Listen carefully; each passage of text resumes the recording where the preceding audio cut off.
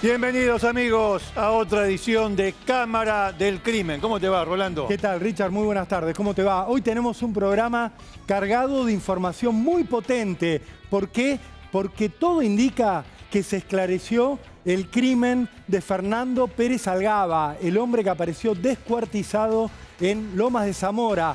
9 personas detenidas, una liberada, ahora son 8 los sospechosos, pero empezaron a hablar, se quebró el pacto de silencio. Les vamos a contar todos los detalles de lo que cuentan los acusados, de cómo ocurrió el crimen y el descuartizamiento. Y también nos vamos a estar metiendo con el crimen del podólogo gay, un hombre que mató a su marido envenenándolo con alcohol metílico mientras estaba internado en un sanatorio privado de la capital. Lo procesaron, vamos a estar hablando con la familia y como siempre, Richard, el desarmadero. El desarmadero, claro, con una historia imperdible como las que son del desarmadero, las que nosotros desarrollamos en el desarmadero, que obviamente se las recomiendo. Pero los dos primeros casos que acaba de anunciar Rolando, el de Lechuga y el del podólogo, tienen un denominador común. Ustedes fíjense en el desarrollo del programa y de cada uno de los casos que hay un denominador común. ¿Saben cuál es?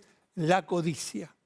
En los dos casos es la codicia. En uno una codicia negativa, en el primero la Lechuga, y en el otro una codicia positiva. Ya se lo vamos a explicar, no se haga mucho problema, todo va a correr naturalmente. Vamos a comenzar entonces con el asesinato de Fernando Pérez Algaba, después de esta barrida, dale.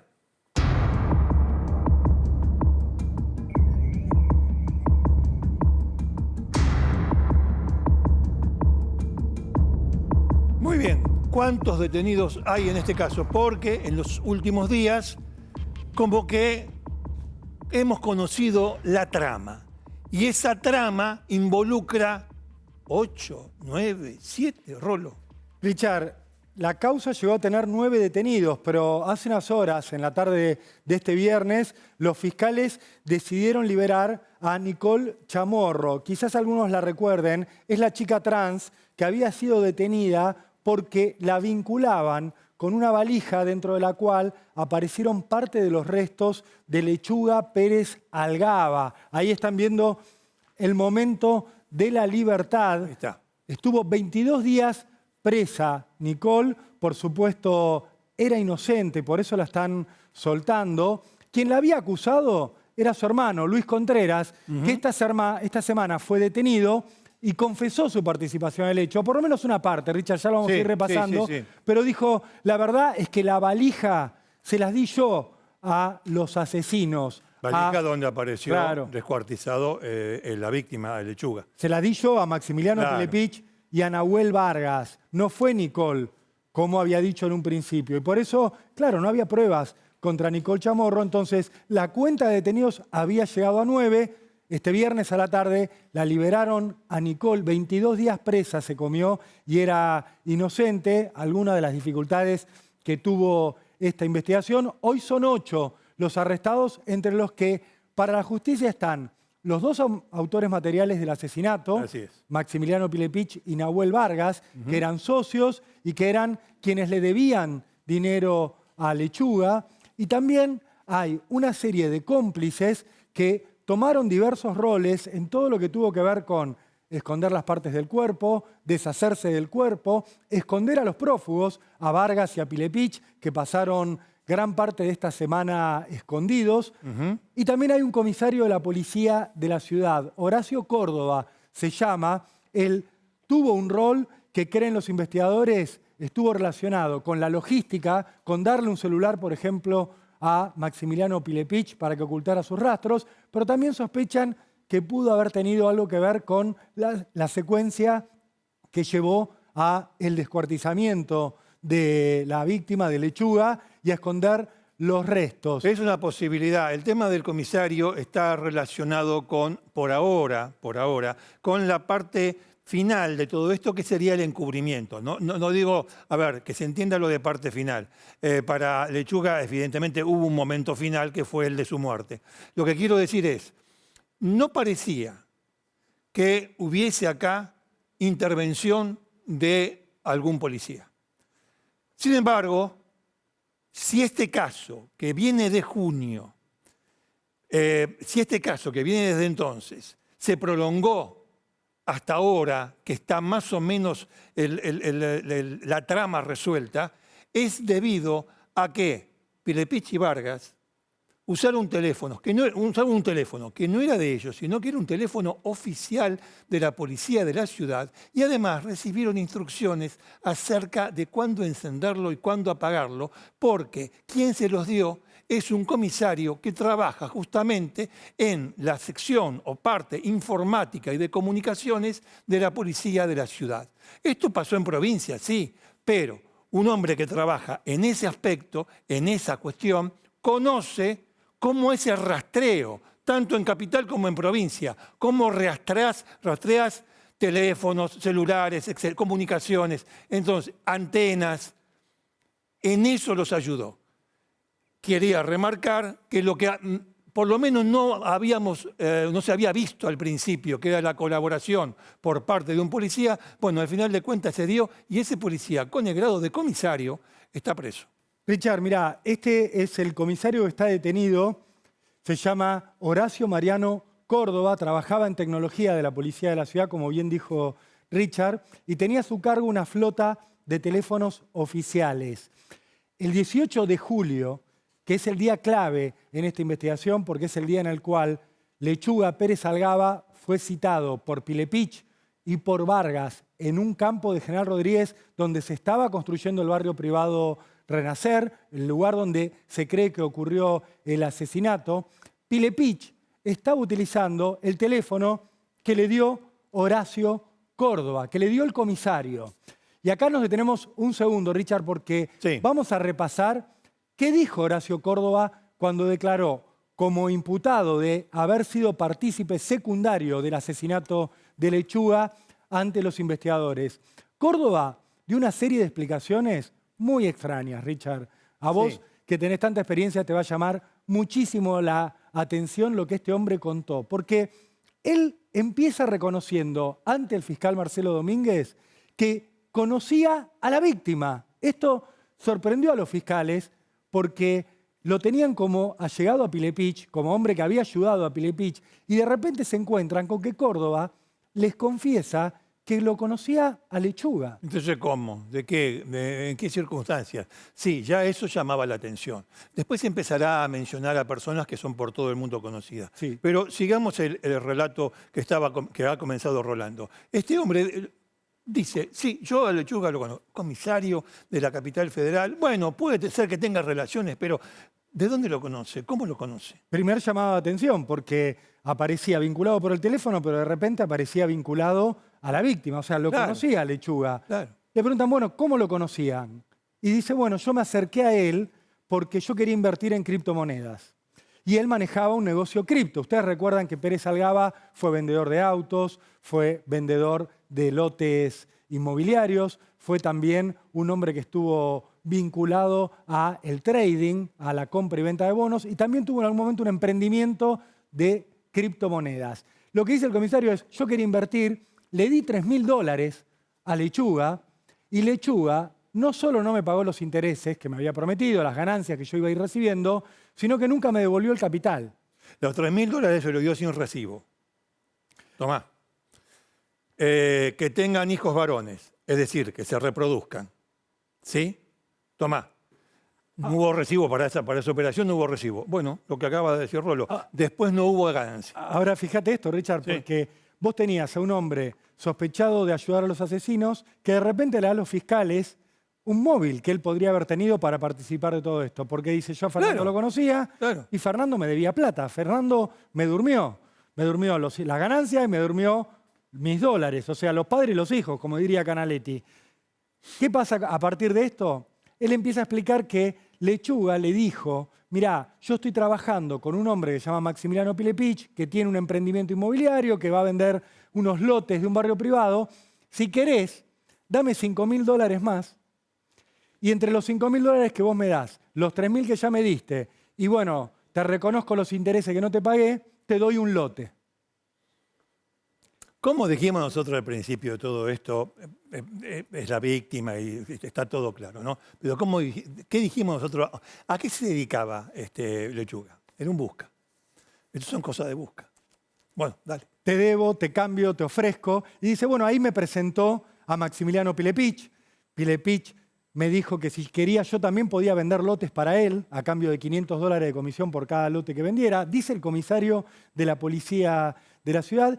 Y a partir de ahí, según le cuentan los investigadores, el comisario empieza a mantener un vínculo con Pilepich. Y dice, yo me hice amigo de Pilepich. Y Pilepich estaba muy mal, Richard. Pilepich estaba con muchos problemas, con su exmujer, tenía una novia, tenía dos amantes. Tenía varias novias. Tenía varias novias Pilepich, que algunas de ellas ahora están en prisión. Están detenidas. Pero bueno, ya poco. El comisario dice, bueno, Pilepich tenía toda esta serie de problemas, estaba medicado, tomaba como 14 pastillas por día, entonces yo le presenté a un psiquiatra para que lo tratara. ¿Y usted mantenía el vínculo con Pérez Algaba? Sí, yo mientras mantenía el vínculo con Pérez Algaba. De hecho, dice el comisario, me citó Lechuga en un momento en una oficina que él tenía en Puerto Madero. Una oficina donde tenía gente trabajando, Empleado. me mostró. Empleado, computadora, gráfico, mucho Excel y todo eso. Tenía todo. Me citó ahí. Y bueno, ¿y? ¿Y de quién era el departamento ese, la oficina de Puerto Madero? Y el comisario Córdoba dice, Charlotte Canigia, la hija del pájaro, se lo había prestado a Lechuga para que él pusiera las oficinas. Ahí los fiscales, Richard, empezaban a mirarse y dijeron, bueno, están empezando a sumar elementos y personajes a la trama. Por supuesto que Charlotte no tiene nada que ver con la trama criminal, pero Córdoba les tira este nombre y empieza a sumar elementos a esta historia. Dice, bueno, yo no le creí mucho a Pérez Algaba, seguí entonces más cercano a Pilepich, le recomendé a este psiquiatra amigo, el psiquiatra amigo le dijo, mirá, vos te tenés que tranquilizar, nos fuimos a cenar y tenía 2 teléfonos celulares Pilepich, le sonaban todo el tiempo le sonaban. Y entonces, dice el comisario, mi amigo psiquiatra le dijo, mirá, vos tenés que tener un tercer teléfono para comunicarte con tu familia, con tus hijos y estar más tranquilo. Y Pilepich le dijo, yo no tengo otro teléfono. Y entonces, dice el comisario Córdoba, ahí a mí se me ocurrió darle un teléfono de la flota del Ministerio de Seguridad de la Ciudad de Buenos Aires. Vio que todo está todo tan confuso últimamente que para hacer una obra de bien y ayudar a un señor que tiene algún que otro problema psicológico, el comisario, ¿qué hace? Agarra bienes del Estado, agarra bienes del gobierno de la ciudad de Buenos Aires y se lo da a un tipo que estaba ahí tratando de comer mientras sonaban sus celulares. Qué bueno que es este comisario. Qué buena acción. Que no me sale la palabra porque yo no puedo decir que es una buena persona porque está detenido ligado a un crimen atroz. Pero bueno, no hay problema. Escúcheme, este es un momento en la Argentina tan complicado, donde la olla está hirviendo y salen verduras por todos lados, que yo agarro lo que no me corresponde o lo que me corresponde para mi trabajo, lo agarro y en lugar de usarlo para mi trabajo, se lo doy a un señor llamado Pilepich, que hace poco que conozco a través de otro que es un busca que se llama, o que le dicen Lechuga. Qué raro. Muy raro todo, Richard. Y difícil de digerir esta versión que da el comisario. Los investigadores le siguen preguntando, ya mirándose y pensando en dejarlo detenido. Y le dicen, bueno, pero nosotros tenemos ubicado a su teléfono celular en la zona de General Rodríguez en la noche del 18 de julio.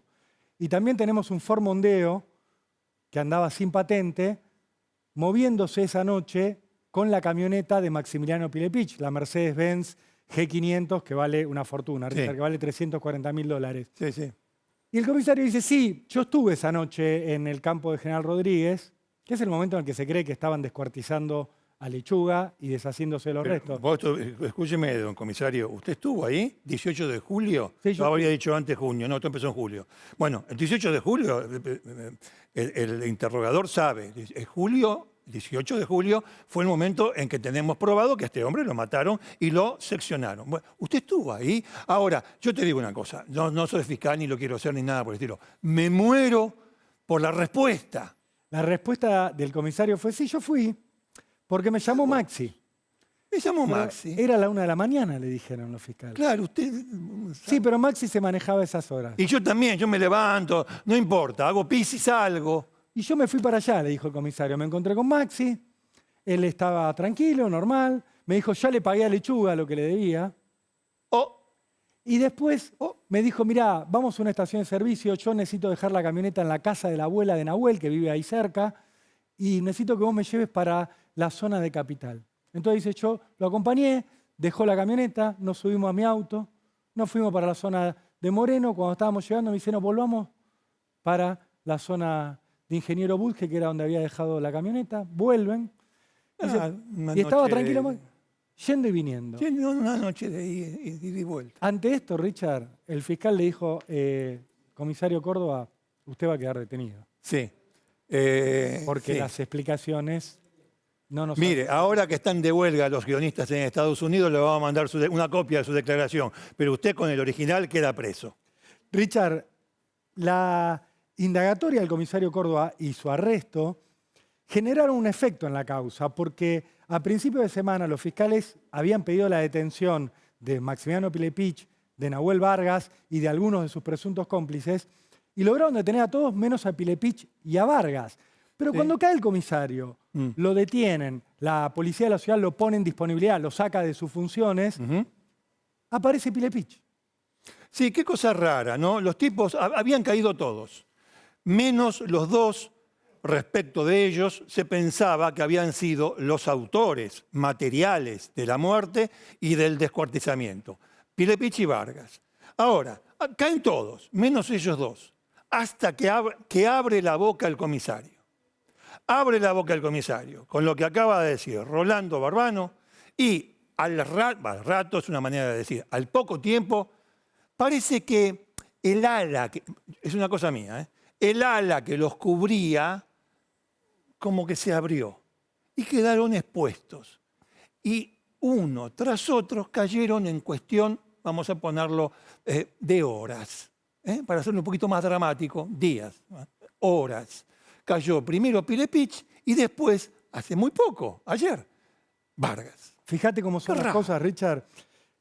Pilepich y Vargas, que eran los sospechosos más famosos de la Argentina, acá con Canaletti hemos hablado de ellos un montón, contamos toda su trama de negocios, todas las sospechas que había sobre ellos, y ellos, en lugar de irse del país, como hubiera imaginado cualquiera que conozca un poco de este tipo de causas penales, no se habían ido lejos, se habían quedado en la zona. De hecho, ahí lo están viendo a Nahuel Vargas, que estaba escondido, por decir de alguna manera, en la casa de su mamá, en Castelar, en la zona de influencia tanto de Lechuga como de Pilepich y como del propio Vargas, en la zona donde ellos se movían siempre, su zona, donde hacían negocio. Bueno, Vargas estaba en la casa de la mamá. ¿Cómo se explica que recién lo hayan detenido ahora? ¿Nadie lo ha ido a buscar? ¿O él decide aparecer porque alguien le dice, mirá que se terminó, o sea, la cobertura se terminó? Claro. Vargas cae en la casa de la mamá y Pilepich cae en Moreno, también en la zona por donde se movía siempre, en Paso del Rey, en la casa alquilada por una de sus empleadas y amante. O sea, no se había ido muy lejos, seguía en la zona. Esa es la casa donde detienen esta semana a Maximiliano Pilepich. Nahuel Vargas decide declarar como imputado. Tengan en cuenta que un imputado puede no decir la verdad, pero Nahuel Vargas, cuando habla, da una versión que por primera vez describe el lugar donde mataron a Lechuga Pérez Algaba. Vargas lo que va a decir es que, como se sabía, conoce a Fernando Pérez Algaba desde hace más de 15 años. ¿De dónde? Son de la zona, de Castelar. Tuvieron juntos negocios, vendían autos, y esto lo agrego yo, autos legales y autos no tan legales. Dicho de otra manera, en esta causa hay mucha gente que se dedicaba a el robo de autos, a el desguace de coches, a cortar autos, como se dice en la jerga, y también a armar autos mellizos, o sea, robamos un auto y le ponemos la patente de otro para que parezca legal. Exactamente. Toda la porquería que tiene que ver con el robo de autos, bueno, lo hacía desde hace tiempo esta gente. No actualmente, pero lo venía haciendo. Y además conocía, hay gente que está detenida en esta causa por el asesinato de Lechuga, que lo seguía haciendo en la actualidad. Lo que dice Vargas es, tuvimos negocios con Fernando, con Lechuga, y en un momento Lechuga empezó a dedicarse a esto de la criptomoneda y me metió a mí en eso. Y me hizo perder un montón de plata. Yo perdí todo. Tenía una distribuidora, tenía un departamento en Puerto Madero y lo perdí todo por culpa de Lechuga. Ojo, le tenía bronca a Lechuga, evidentemente. De hecho, se rompe la amistad y dice, yo le terminé entregando mi departamento en Puerto Madero. Me quedé en la calle y le di mi casa a Lechuga por todas las vueltas y las tramoyas que me hizo con plata. Sí, señor. A partir de eso, dice Nahuel Vargas, empezamos a tener problemas, tanto Pilepich como yo, con Fernando, porque en ese ir y venir de bienes, de plata, Fernando le vendió a Pilepich un Audi R8, un auto de alta gama. Y Pilepich se lo pagó con unos departamentos. Le dijo, no tengo el efectivo, te doy unos departamentos. Cuando Fernando quiso vender los departamentos para cobrar la plata, los departamentos no tenían la escritura. No había papeles. No, es una cosa, una truchada. Es una truchada, todo. Entonces, ahí empezó Fernando, dice Nahuel Vargas, a perseguir a Pilepich y a Nahuel Vargas para que le pagaron la plata que él entendía que le debían, que eran unos $150.000.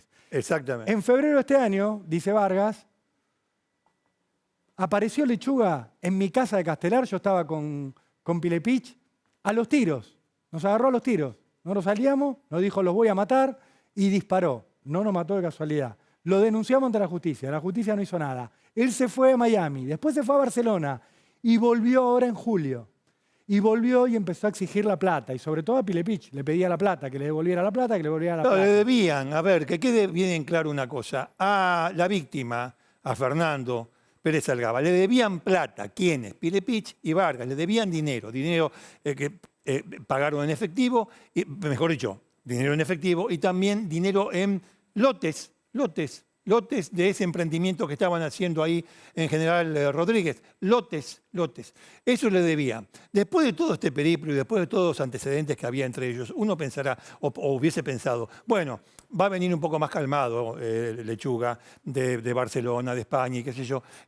No, apenas llegó acá, lo primero que hizo fue reclamarle a estos dos lo que le debía. Y eso desencadenó un encuentro justamente en el terreno que estaba loteado y que se estaba vendiendo. Un encuentro que terminaría con el asesinato de Lechuga. ¿Qué pasa en ese encuentro? Bueno, la elección del lugar tuvo que ver con que Pilepich, apretado por Pérez Algaba, le dice, según las constancias que hay en la causa, yo te voy a pagar una parte en efectivo, $50.000, y te voy a dar 17 lotes del campo de General Rodríguez, del barrio privado que vamos a construir, que todavía no existe, que lo único que tiene es una vieja quinta que estaba en ese lote. Dejen este dato de la quinta al costado porque es esencial en esta historia. Así, Vargas dice, nos fuimos a encontrar Pilepich, yo y Fernando Pérez Algaba el 18 de julio en el campo de General Rodríguez. Pero no fuimos solos.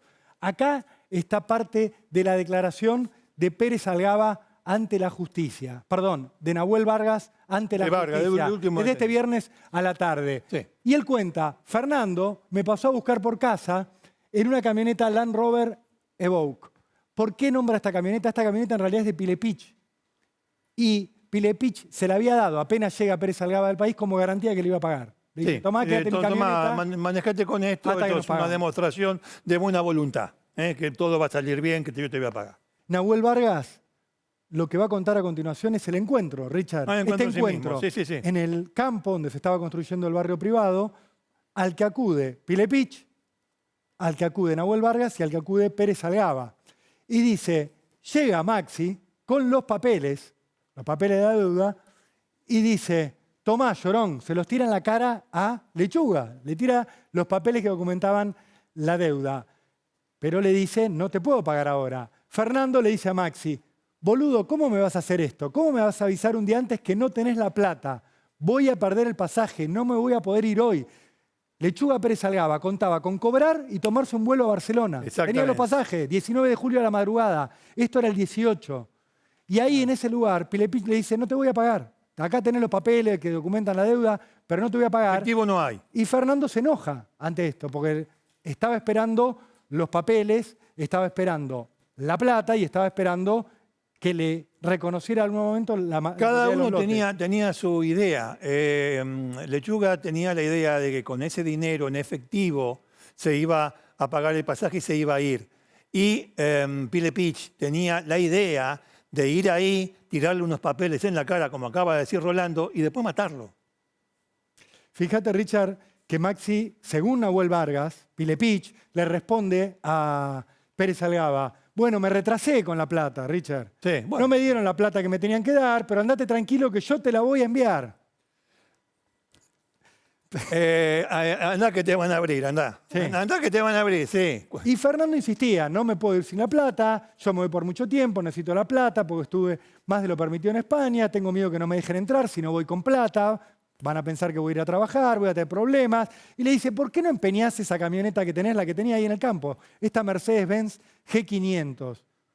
Vos vas, la empeñás y me das plata como una forma de pagarme la deuda. Esa camioneta estuvo desaparecida hasta este viernes, la entregaron este viernes. Ya vamos a ver las imágenes de cómo la llevaron, cómo la entregaron los abogados de Pilepich. Le propone esto y Pilepich ahí le empieza a dar vueltas. Vamos a seguir avanzando con la declaración de Vargas porque está contando el momento del crimen, por lo menos según su versión. Sí. Pero lo que nos está contando es la discusión previa.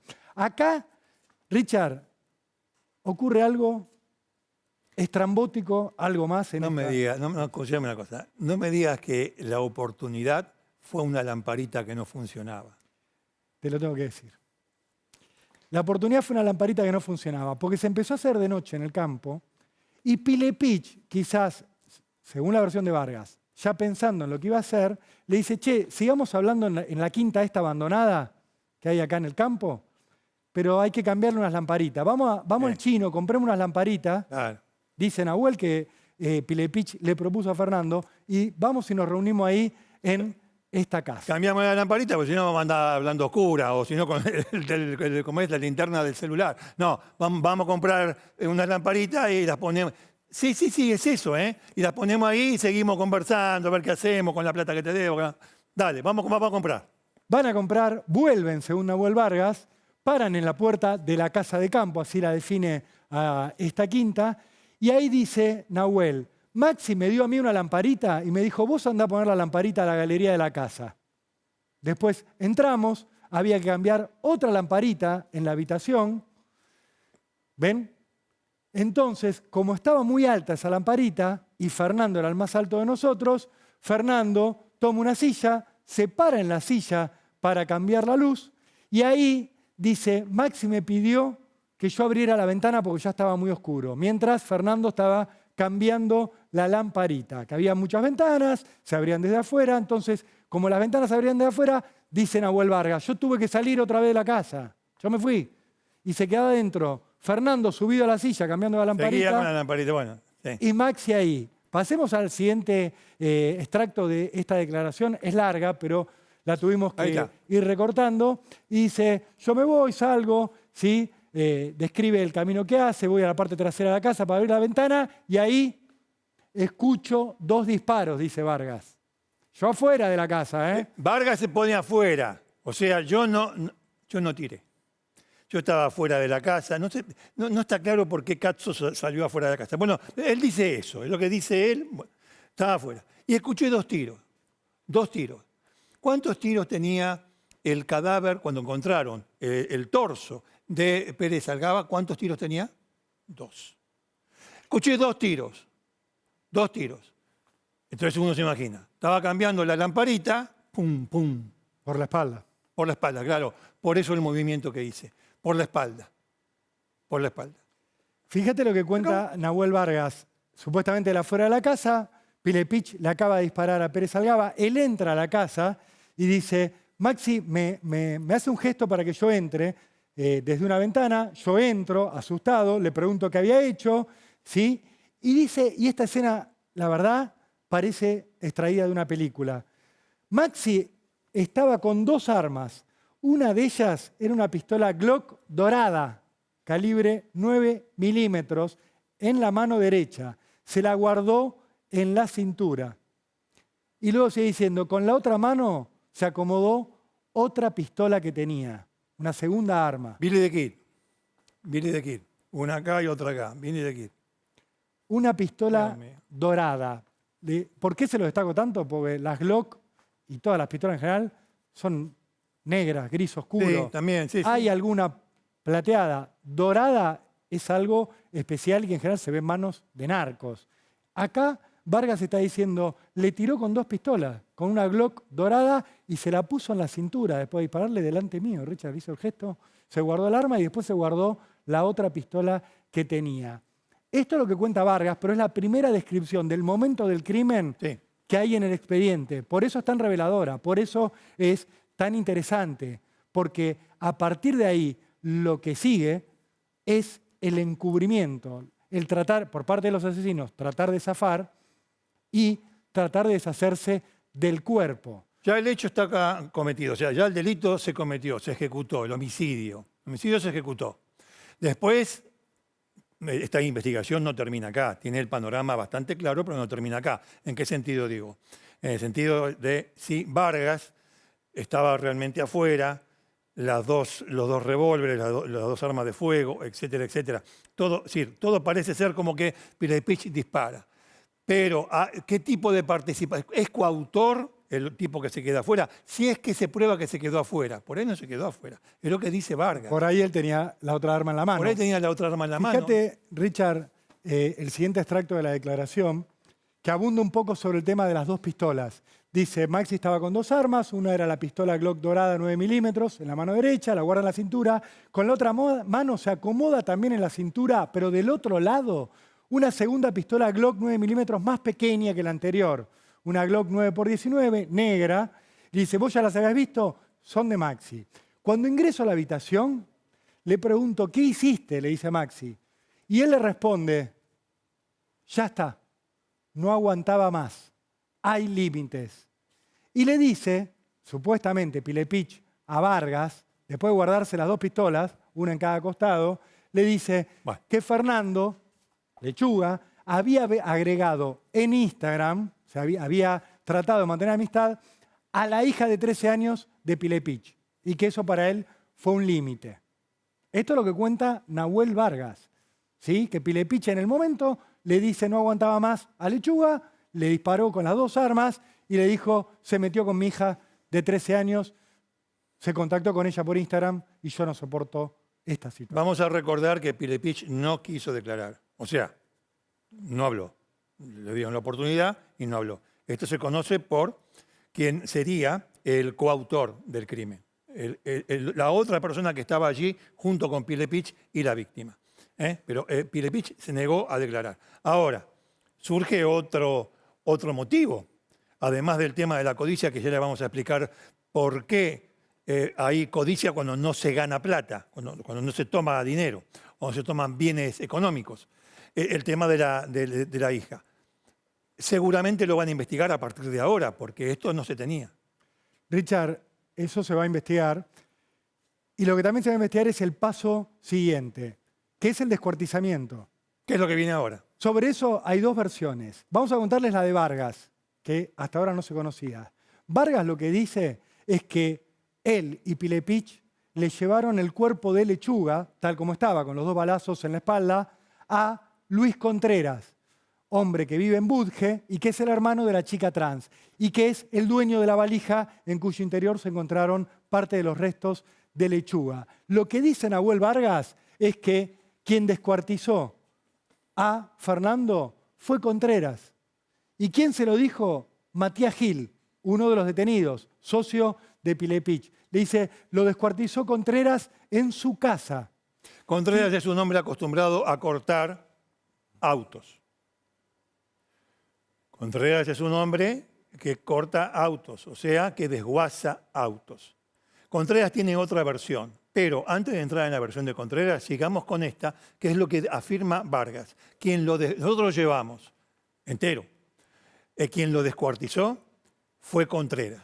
Contreras va a tener otra cosa para decir, pero vamos con Vargas. Así es, Richard, porque lo que dice Vargas es, se lo llevamos, le preguntan los fiscales, ¿y usted sabe de qué manera Contreras lo descuartizó? No lo sé, le dice. ¿Te digo lo que dicen los peritos? ¿O lo dejamos para después, Richard? No, porque es decir, deben estar esperando que se les diga cómo lo descuartizaron, con qué herramientas lo descuartizaron. Porque hay quien piensa que fue con bisturí, hay quien piensa que fue de manera chambona, hay quien piensa que el que lo hizo conocía y a lo mejor usó, bueno, ustedes saben, hay elementos, herramientas. No, contalo ahora. Richard, lo que dicen los forenses es que a Lechuga Pérez Algaba lo descuartizaron con un hacha o con un machete, con un instrumento cortante con mucho peso. Se inclinan más por el hacha que por otra posibilidad. ¿Por qué? Por cómo fueron los cortes, que fueron limpios, y porque no hay desgarro, o sea, directamente fue un corte, claro. Un hachazo, track, se separan. El corte fue hecho por alguien que sabía, porque está hecho en las articulaciones, en el lugar más débil. No le apuntaron, obviamente, al hueso entero, sino a donde se unen. También hay un corte que separa la cabeza del torso. Y además hay un elemento fundamental para los peritos. Hay un corte en la espalda, en el torso de Pérez Algaba. Un corte más bien superficial. ¿Qué creen? Que cuando estaban pegando los hachazos se les escapó uno y cortaron levemente la espalda. Esto es lo que termina de completar el cuadro del descuartizamiento para los forenses. Lo cortaron con un hacha o a lo sumo con un machete. Alguien que sabía hacer eso. Quizás alguien acostumbrado a cortar otro tipo de cuerpos. Digo, podemos pensar en alguien acostumbrado a cortar cuerpos de animales. O alguien que ya había descuartizado a otra persona. La gran pregunta es, ¿quién es? Vargas dice, fue Contreras, que como bien dijo Richard, estaba acostumbrado a cortar autos, a desarmarlos. A desarmar, a desguazar autos, que no es lo mismo, obviamente, no es lo mismo. Pero bueno, Vargas dice, se dedicaba a eso. Vargas dice, Maxi le pagó 100.000 pesos a Contreras por su trabajo. Sí. Le hizo una transferencia a la cuenta de la esposa. Y Matías, que es Matías Gil, que está detenido, también le llevó plata, no sé cuánta. Contreras dice otra cosa. Contreras lo que cuenta es, yo estaba en casa el 19 de julio y aparecieron... Lo conocía a Pilepich porque antiguamente habíamos robado y cortado autos juntos. Tuvieron una causa penal, Richard. Tuvieron una causa penal, o sea, lo conocía de ese motivo. Entonces, bueno, lo que cuenta Contreras ahora, no ya lo que cuenta Vargas. ¿Qué dice Contreras? Acusado por Vargas de haber descuartizado el cuerpo, no de matar. El que mató fue Pilepich. El que mató fue Pilepich de acuerdo con estos testimonios. Mata a Pilepich. Bueno, muy bien. ¿Quién descuartiza el cuerpo? Para Vargas fue Contreras. Contreras dice, no, yo no fui. Cuando vinieron a mi casa, vinieron en 2 autos. Uno era un Volkswagen y el otro era un Ford Ka. ¿Quiénes vinieron a mi casa? Vinieron Pilepich y Vargas. Y en el baúl del Volkswagen, lo abren, me dicen, dame algo para, tira esto donde sea. Y esto que estaba ahí en el baúl del Volkswagen eran, según Contreras, bolsas con partes del cuerpo de Lechuga. Es decir, que según Contreras, ya Pilepich y Vargas lo fueron a ver con el cuerpo descuartizado, ya estaba descuartizado. Cuando levantaron yo vi una mano. El otro, Vargas, dice, no. Fue Contreras el que descuartizó. Contreras dice, no. Cuando trajeron el auto, en el baúl estaba ya descuartizado Lechuga. Y me dijeron, deshacete de esto. Y ahí es cuando él le da una valija roja, valija Carrión rojo, donde después aparecería la parte de los miembros de Lechuga. Este es Luis Contreras, Richard. Efectivamente, Contreras vive a 20 cuadras del sitio donde se encontró el cuerpo de Pérez Algaba, el 23 de julio. Cuando unos chicos están jugando a la pelota en el Arroyo del Rey, ven algo raro cuando van a buscar la pelota y ven lo mismo que describió Contreras, una bolsa de la que asomaba una mano. Eso es lo que dice Contreras, que estaba originalmente en el baúl del auto que manejaban Pilepich y Vargas. Y les agrego el siguiente dato. Lo que dice Contreras es, yo no quise hacerme cargo del cuerpo, les dije que se fueran, pero después volvieron. ¿Con qué? Con el auto en el cual habían estado cargando el cuerpo descuartizado. Y me dijeron, cortá este auto. Yo les acepté esa tarea, cobré 100.000 pesos, dice Contreras, pero cuando fui a abrir el auto me encontré con sangre. Entonces decidí, dice Contreras, hay que ver si le creemos, no cortarlo, porque el auto tenía sangre. De repente le aparecen escrúpulos a Contreras. Hay una cuestión que aparece en las dos versiones, 100.000 pesos. Sí. 100.000 pesos para que Contreras, pagados a Contreras para que descuartice, o 100.000 pesos para que haga desaparecer el auto con sangre donde estuvo o estuvieron las partes de Lechuga. Un matiz muy importante, porque con este matiz vos metés o sacás al autor del descuartizamiento. Insisto, el descuartizamiento es posterior el delito es homicidio. Homicidio alevoso, bueno, con las calificantes que usted le quiera poner. El descuartizamiento es parte del encubrimiento. Vamos a hacer desaparecer la evidencia. ¿Cuál es la evidencia? Y el cuerpo. De esa manera entra toda esta cuestión de el descuartizar a la víctima para ocultar evidencia. ¿Quién lo hizo? ¿Quién lo hizo? Bueno, de eso estamos hablando acá.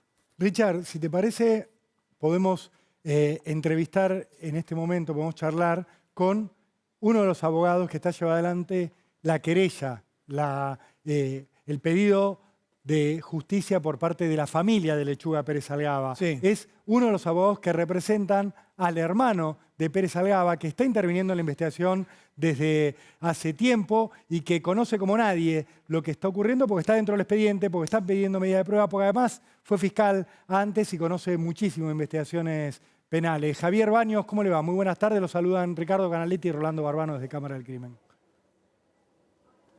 ¿Qué tal, Rolando? ¿Qué tal, Ricardo? ¿Cómo les va? Muy buenas tardes. Un placer hablar con ustedes. Gracias, doctor, Igualmente. por atendernos. Le quería preguntar por un dato que me parece que ustedes tenían bastante claro desde hacía tiempo, que fue mencionado por Nahuel Vargas en su indagatoria y que tiene que ver con esta casa donde habría ocurrido el asesinato. ¿Qué fue lo que ocurrió con esa casa? ¿Esa casa sigue existiendo? ¿Se puede peritar o la han hecho desaparecer también, como tantas pruebas en este caso? Mirá, Ricardo, yo los estaba escuchando muy atentamente a Rolando y a vos, y la verdad que este caso es, además de espantoso y terrorífico por donde se lo mire, ¿no?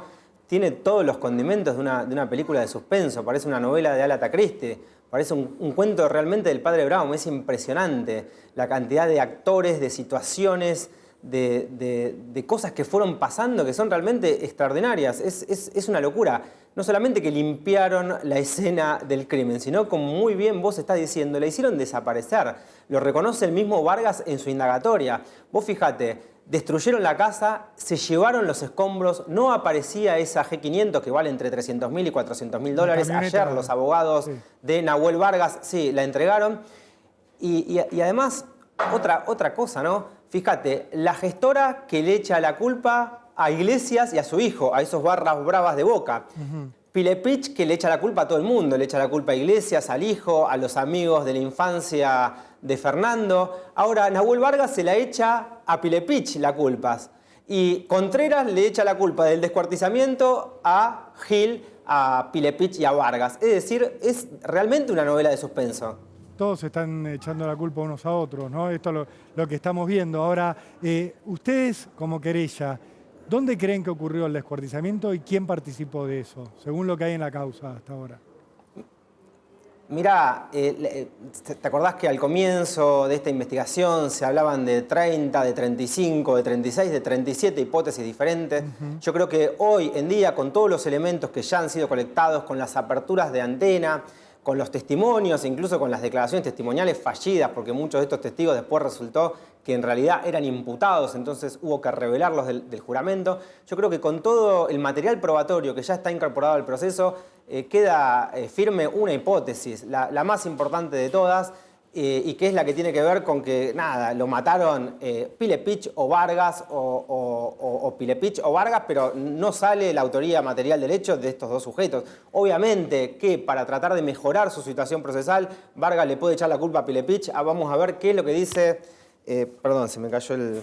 Vamos a ver qué es lo que dice Pilepich, ya los abogados adelantaron que la semana que viene iba a declarar. Vamos a ver qué es lo que dice. Seguramente también le trate de echar la culpa a Vargas, o se niega a declarar, o se la echa a Iglesias. Pero si vos me decís a mí qué es lo que me parece, yo creo que está bastante claro. Hubo una discusión, le efectuaron disparos, tiene sentido esto de la escalera, que estaba cambiando una lamparita, porque vos recordarás que los disparos son de atrás hacia adelante, de abajo hacia arriba, de izquierda a derecha el primero, de derecha a izquierda el segundo. ¿Lo habrán matado entre los dos? No se puede descartar, no lo sabemos. Ustedes hacían la pregunta, ¿qué desinterrogante? De lo que no quedan dudas es de que los principales responsables son Nahuel Vargas, Maximiliano Pilepich, como lo venimos sosteniendo desde la querella, desde el segundo cero de esta investigación, y también la responsabilidad de todos estos sujetos que le brindaron logística como para poder cortar un cuerpo, desmembrarlo, guardarlo en bolsas y tratar de descartarlo al riachuelo.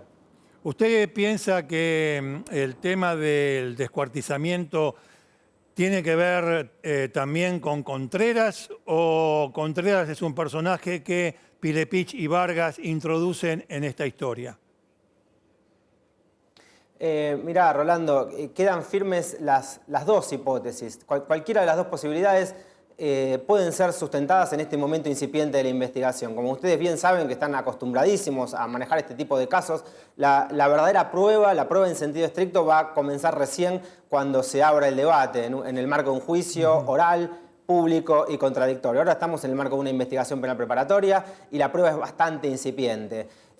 Haya sido Contreras el que lo descuartizó o hayan sido Maximiliano Pilepich y Nahuel Vargas los que lo hicieron, no cambia mucho la esencia de las cosas, siempre y cuando, obviamente, el descuartizamiento haya sido realizado ex post, como lo dice la pericia. Nada, será materia de discusión en un debate. El eje central de la discusión es si la participación de Contreras posterior a la muerte de Fernando tiene que ver con un acuerdo anterior o ese acuerdo nunca existió. Si hubo un acuerdo anterior, él va a tener que responder como un coautor de un homicidio o partícipe primario de un homicidio agravado, es decir, le espera una pena de prisión perpetua en expectativa. Lo mismo, vos fijate la declaración de Nahuel. Si Nahuel, la propia declaración de Nahuel, que lo está imputando a su compañero Pilepich, en realidad, además de imputarlo, también le está tirando un salvavidas. ¿Por qué? Porque una cosa muy diferente es responder por un homicidio agravado, premeditado, donde la pena en expectativa es de prisión perpetua, y otra cosa completamente diferente es que Pilepich lo haya matado en el medio de una discusión y que le haya efectuado dos disparos. Doctor, pero hay una cosa que parece o surge bastante clara y coincidente. La víctima estaba cambiando una lamparita. En consecuencia, ahí no había discusión. Claro, la alevosía. La discusión, sí, no, pero más allá de la alevosía, bueno. incluso la intención directa, a lo que voy es a lo siguiente. La discusión pudo haber sido antes. La discusión pudo haber durado todo el día. No, tal cual. Pero en el momento del hecho, el tipo estaba cambiando una lamparita. Estaba de espaldas, además. Y estaba de espaldas porque la pericia, usted sabe mejor que yo que la pericia indica que los dos tiros fueron realizados desde atrás. Incluso uno de ellos tiene un orificio de salida por delante del pecho y hasta se confundieron, o mejor dicho, quien transmitió la información se habrá confundido y al inicio de todo esto se hablaba de 3 tiros cuando en realidad habían sido 2 por la espalda. Eso es un hecho incontrovertible. O sea, recibió la víctima 2 tiros por la espalda.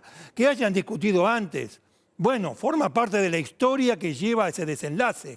Pero el desenlace es dispararle a un tipo que estaba cambiando una lamparita. Sí, claramente coincido 100% con vos. Esto es un homicidio agravado, no cabe la menor duda, y la pena en expectativa es la prisión perpetua. Ahora estamos tratando de descifrar por qué Nahuel declara de la manera en que declara. Quizás cree que de la forma en que está declarando está quitando uno de los agravantes, está quitando el agravante de la premeditación.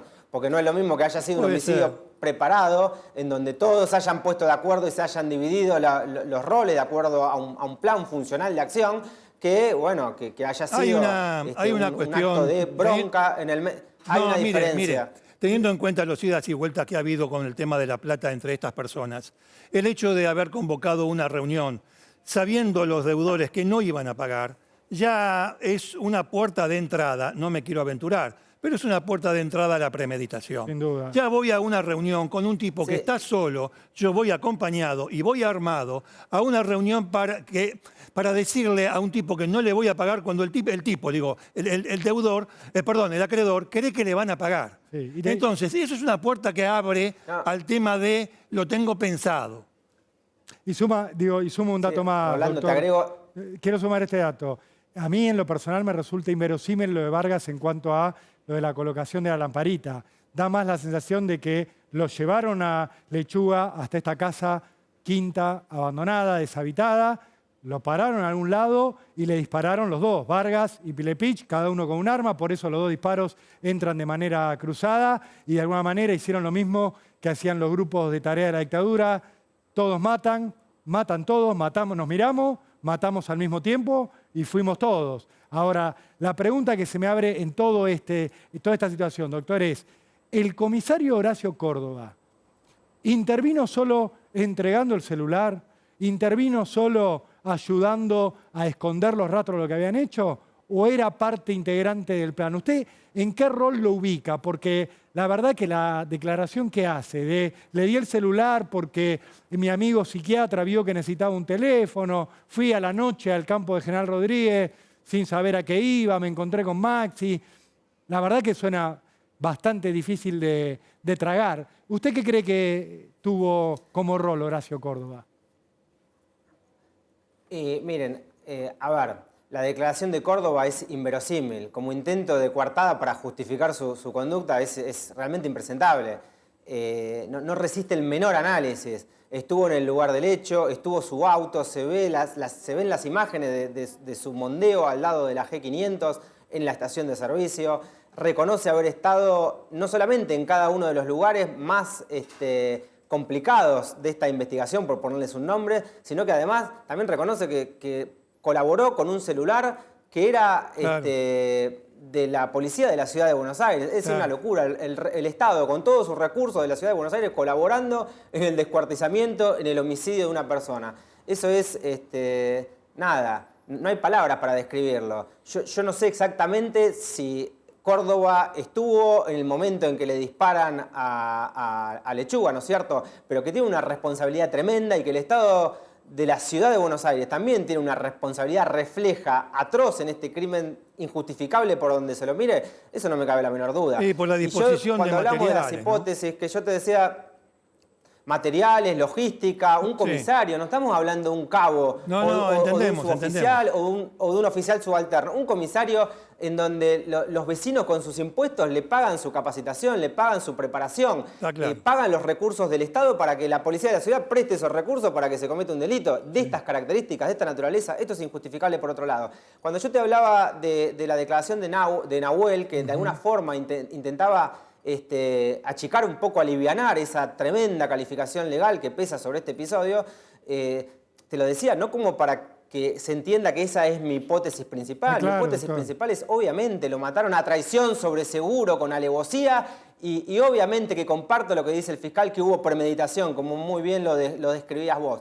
Estoy tratando de entender cómo se echan la culpa unos la estrategia entre otros defensista, personajes que están completamente comprometidos y que no tienen manera de, vamos a decirlo para que la audiencia lo entienda, no tienen manera de zafar. Hay muchísimas evidencias que los comprometen de todas las maneras posibles. Te vuelvo a repetir, la declaración de Córdoba es impresentable. Nahuel echándole la culpa a Pilepich echándole la culpa a Iglesias, la gestora echándole la culpa al hijo de Iglesias. Cualquier cosa dijeron, no Sí, pueden pero sostener sus afirmaciones. ¿Por qué? Porque están mintiendo. Usted sabe bien que, las personas que declaran y tienen a su vez, que declaran y están comprometidas con este caso, están imputadas, y tienen un vínculo entre sí. Bueno, hay que tomar con pinzas lo que dice. Esto se lo comento a propósito de la gestora que dice, no, yo no lo veo a Pilepich y a Vargas como para hacer esto. Bueno, señora, guárdese su impresión. No es eso lo que importa. Hay otra cuestión que lleva a un denominador común que es la señalización, la imputación a Pilepich. Usted fíjese, Vargas, en la declaración de ayer, dice que según Pilepich, luego de tirarle, de dispararle a Pérez Alcaba, dice, todo tiene un límite. Y sale con el tema ese del Instagram, con la relación con la hija y demás. Bueno, todo tiene un límite. Ahora, vaya a la declaración de Contreras. Contreras dice que cuando le trajeron el auto, supuestamente con el cuerpo descuartizado, supuestamente, Pilepich le dice, no, este era un hijo de remil puta. Sí. O sea, hay dos declaraciones separadas que en un punto coinciden. Los dos hablan de Pilepich como aquel que tenía el motivo para matar a Pérez Alcaba. Se lo comento, es un análisis que en realidad no lo debería hacer con usted, sino acá entre nosotros. Pero bueno, surge de todas estas declaraciones que hay, ¿no?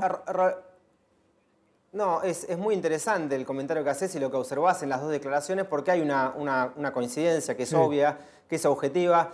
Y sin embargo, yo todavía me inclino a pensar que más allá del móvil de Pilepich, hubo una premeditación, sin ninguna duda, y que la gestora fue parte de esa coartada. Fíjate vos que le manda un mensaje a la novia de Fernando en base a una captura de pantalla que hoy la estaban presentando en algunos medios de comunicación, donde se ven dobladitos $150.000 y le hace comentarios como diciendo, como si Pilepich le hubiera escrito a ella que ya le habían pagado a Fernando. Y ella sabía que eso no era verdad. Y ese mensaje se lo manda a la novia de Fernando. Es decir, ella fue parte de la trampa, ella fue parte del complot. Claro. Ella fue parte del complot. Con eso la trató de tranquilizar a la novia y también, previamente a eso, ella le había mandado los mensajes, ella había hablado con Fernando para tranquilizarlo y decirle que iba a estar la plata en ese predio, que vaya a cobrar tranquilo. Si no, Fernando no hubiera ido a ese predio prácticamente desolado, en donde iba a ser emboscado por sus dos máximos enemigos que tenía en ese momento.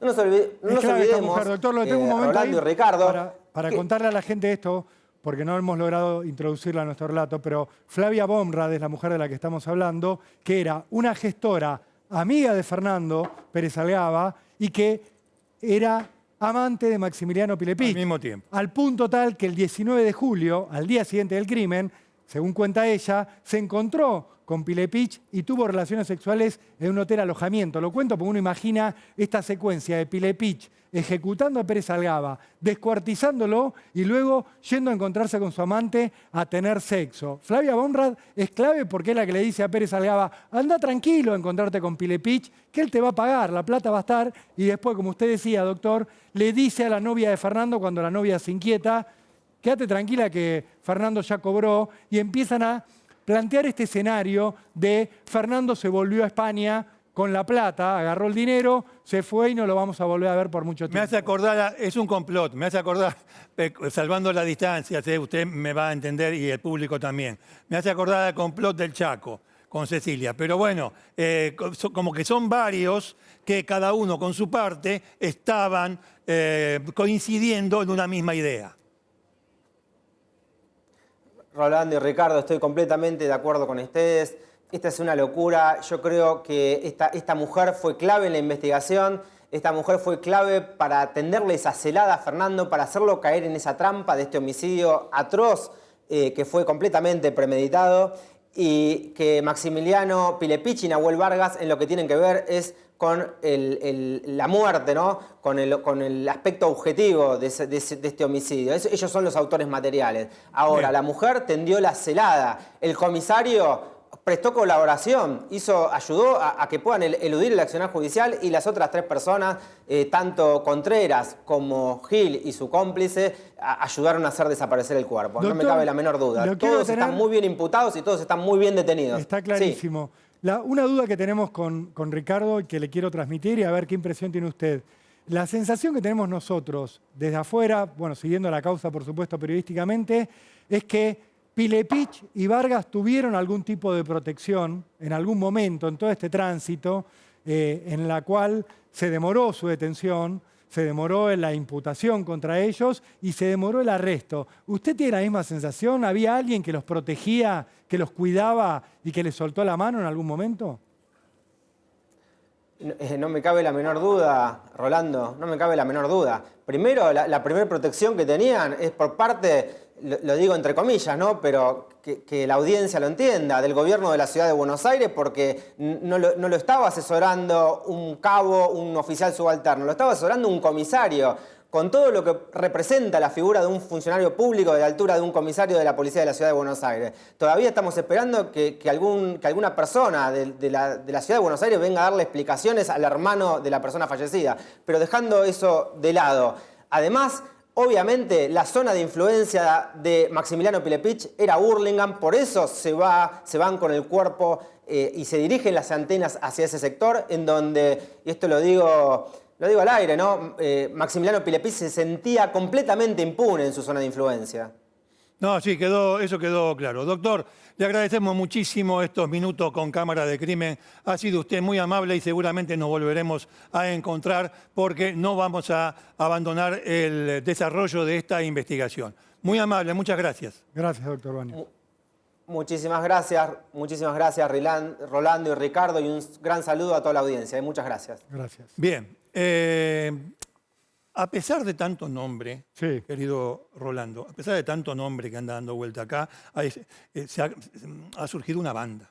Y esa banda no está formada por 2 o 3, son más. Cada uno con su participación, más grave, menos grave, eso después la justicia lo irá determinando. Digo, para resumir, si se me permite, ¿no? O para darle un cierre a esto, un pequeño cierre. El crimen de este muchacho, como lo dijo Rolo, de Pérez Algaba, de Lechuga, como lo dijo Rolo al principio de todo esto, está resuelto. Es esta gente que está detenida con mayor o menor responsabilidad, insisto. Es esta gente que está detenida la que tuvo que ver con el final de Pérez Algaba, con su homicidio, muerto a tiros, y con el ocultamiento de su cadáver, descuartizado. Son esto, esta es la historia, no hay otra historia, es esta historia. En consecuencia, hay ciertos ambientes donde se desenvuelve determinados personajes que, por más interés que haya por parte de alguno en tener una mejor posición económica, es mejor evitar. Finalmente, al principio les dije, codicia. ¿Cómo puede haber codicia en un caso en el cual la persona o las personas que están señaladas por matar eran las que debían? ¿Dónde está la ganancia económica para, supuestamente, Pilepich y Vargas? ¿Dónde está? Está en el hecho de que codicia, desde el punto de vista legal, es mejorar la situación económica de uno. ¿Se entiende? Si yo no pago la deuda, mejoro mi situación económica. Eso es codicia. Codicia con sentido negativo, si quiere usted. Eso es codicia. Codicia al fin, Richard. Es codicia al fin. Así lo describió el fiscal Marcelo Domínguez, de hecho, en el pedido de detención. Dice, esto es un homicidio agravado Lo quería explicar a la gente. por la premeditación, o sea, hubo un plan, por el uso de armas, por la alevosía, porque lo mataron sobre seguro, en una trampa, por la espalda, y por codicia, para mejorar su propia situación económica. Pilepich y Vargas, junto a un grupo de cómplices, decidieron hacer desaparecer al hombre que les reclamaba plata. Matándolo, se enriquecían, porque lo que ya se habían quedado, que era de Lechuga, pasaba a ser definitivamente de ellos, por lo menos en su cabeza. Lo que les queríamos mostrar ahora, como un poco como cierre toda esta historia, es a Maximiliano Pilepich. Al Maximiliano Pilepich, canchero, ganador, sobrador, arriba de su camioneta Mercedes-Benz G500 valuada en $340.000, camioneta que este viernes sus abogados entregaron. Sentado desde ahí, él le hablaba al mundo, a los que lo escuchaban, pero sobre todo, creen los investigadores, le hablaba a Lechuga. Fíjense. ¿Escuchaste esa frase que dice, todo lo que tengo en esta vida son los huevos y la palabra? Bueno, eso para el que lo duda. Y punto número 2. ¿Vos te creés que tenés el ancho de espada y querés que te lo diga hoy domingo? No tenés nada. No tenés nada. Por eso no te creas que pensás que tenés el ancho de espada. Porque no me importa nada. Nada. Vamos a hablar ahora de una relación amorosa una unión civil entre dos hombres que terminó muy mal, terminó con la muerte de uno de ellos. El crimen que se le atribuye a un podólogo de su marido después de esta barrida.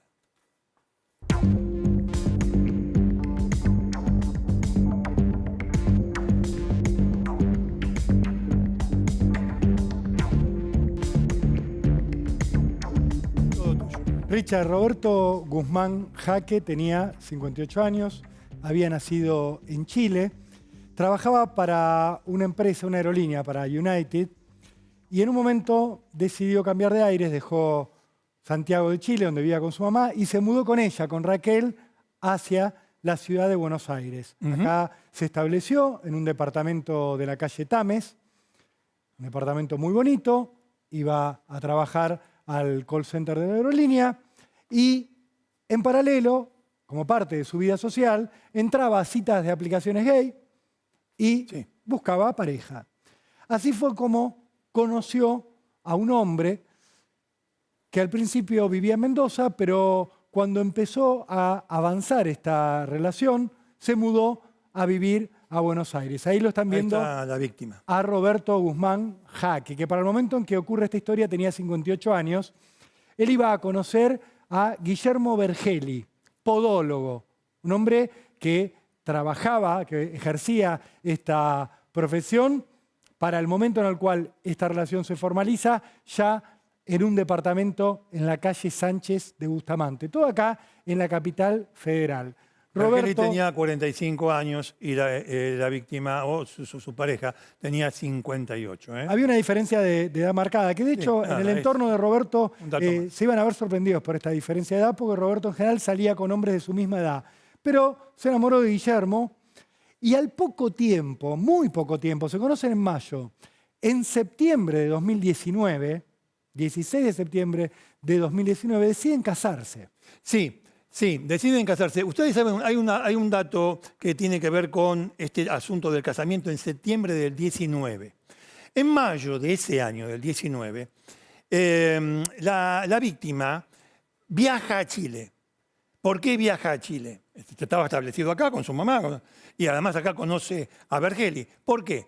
Porque va a una joyería a comprar un regalo de matrimonio. Y entabla una conversación diciendo, sí, es porque en septiembre me caso.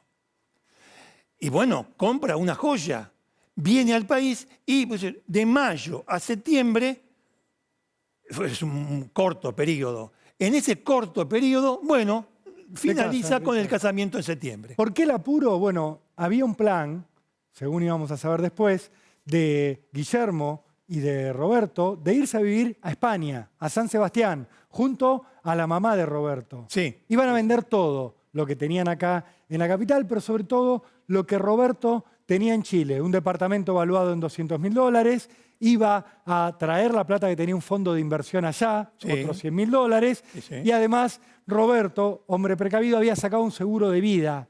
Esto era más o menos el patrimonio que tenían, pero el viaje a España nunca se iba a hacer porque a diciembre de 2019, muy poco después de casarse, Richard, se casan el 16 de septiembre de 2019. En diciembre de ese mismo año, Roberto empieza a sentirse mal, empieza a desvanecerse repentinamente, empieza a tener problemas como ser mareos, no encontrarse, descomponerse, va a un hospital, lo atienden, se recupera, sale y sorpresivamente para todo su entorno termina internado. El 16 de diciembre de 2019, muy poco después de haberse casado, cuenten ustedes, se casa en septiembre, a octubre, a noviembre, a diciembre, 3 meses después de haber contraído matrimonio, en perfecto estado de salud, ingresa al sanatorio Anchorena. Eso es muy importante lo que acaba de decir Rolando, en perfecto estado de salud. No había antecedentes de nada, bueno, alguna dolencia, 58 años puede tener alguna dolencia, algún achaque, pero no hay antecedentes de nada. Y ocurre esta cosa muy poco después del casamiento. A tal punto que lo internan, como acaba de decir Rolo, lo internan en el sanatorio Anchorena. Sí, en el sanatorio Anchorena, Richard. Tan grave era el estado de salud de Roberto al momento de la internación que lo mandan a terapia intensiva. a una terapia intensiva abierta, donde podían entrar los familiares, pero terapia intensiva al fin. Lo ponen en la sala 100. Ahí está Roberto, que empieza a ser sometido a diversos estudios y no terminaban de encontrarle la razón para su estado de salud. Él tenía una enfermedad preexistente, tenía una medicación, pero que había tomado siempre ningún tipo de problema. Le quitan la medicación para ver si era eso, pero él seguía sin poder recuperar el bienestar, sin poder estar en buenas condiciones de las que gozaba hasta el momento de casarse. Tenía mejorías, desmejorías. En Navidad súbitamente mejora un poco, logra hablar con las enfermeras, pero luego empieza a empeorar otra vez su estado de salud y el 12 de enero de 2020, menos de un mes después de haber sido internado, Roberto Guzmán Jaque muere. Sí. Sin que encontraran ninguna respuesta en el sanatorio. ¿Qué había pasado? Le habían hecho algunos análisis de orina, pero no tenían claro por qué había muerto. En el sanatorio se empieza a hablar del tema, pero no empieza una investigación a fondo en ese momento. Lo que empieza, por supuesto, es el dolor de sus familiares. Su madre Raquel, su esposo Guillermo Vergeli, que lo había ido a ver un montón de veces. Un montón de veces. A terapia intensiva. Sí, Entraba y salía todo el tiempo, Quedó Richard. grabado por las cámaras. Claro. Acá hay cámaras de seguridad en el sanatorio, claro. Entonces, de ahí uno puede afirmar que sí, fue un montón de veces a verlo. Sí, Vergeli estaba siempre encima. Sí. Eso. Rápidamente, Vergeli va a tomar una decisión que sorprendió al entorno familiar de Roberto. Él era el marido, por supuesto. Decide cremarlo a Roberto. Enseguida. Rápidamente. El 12 y el 14, por pedido de Guillermo, a Roberto lo creman. Tanto fue así que algunos familiares, su sobrino preferido, por ejemplo, no llegan a tiempo a viajar de Chile para asistir a mínimamente la ceremonia de cremación, a darle algún tipo de despedida. Guillermo hace todo rápido y sigue viviendo con Raquel, con su suegra, en el mismo departamento de Tames. Enseguida empieza a moverse, cobra el seguro de salud, unos 60.000 pesos de Roberto, y empieza a averiguar por el tema de los bienes que Roberto tenía en Chile, el departamento. El departamento, no se olviden, un departamento de $200.000 en Chile. El fondo común de inversión con $100.000, empieza a averiguar por todo eso. Al poco tiempo, Raquel, que seguía viviendo con Guillermo, empieza a notar que las cosas no estaban bien, que algo era extraño en la conducta de Guillermo. Guillermo le ofrece entonces vitaminas. Le dice, mirá, yo te puedo dar vitaminas porque vos te estás sintiendo mal. ¿Qué hace esta mujer Raquel? Empieza a tomar las vitaminas que le daba el marido, el viudo de su hijo, y un día, al poco tiempo de estar tomando las vitaminas, se descompone. La internan, sale de la internación y Raquel dice, hasta acá llegué. 2 más 2, 4. Es lo que dice Raquel. Compra un pasaje para irse a Chile y deja todo acá. Deja el departamento donde ella vivía, con sus bienes, con los bienes de Roberto, y desaparece. Se va de acá, asustada. Lo que va a empezar muy lentamente es una investigación sobre la muerte de Roberto. No se olviden que Roberto muere en enero del año 20.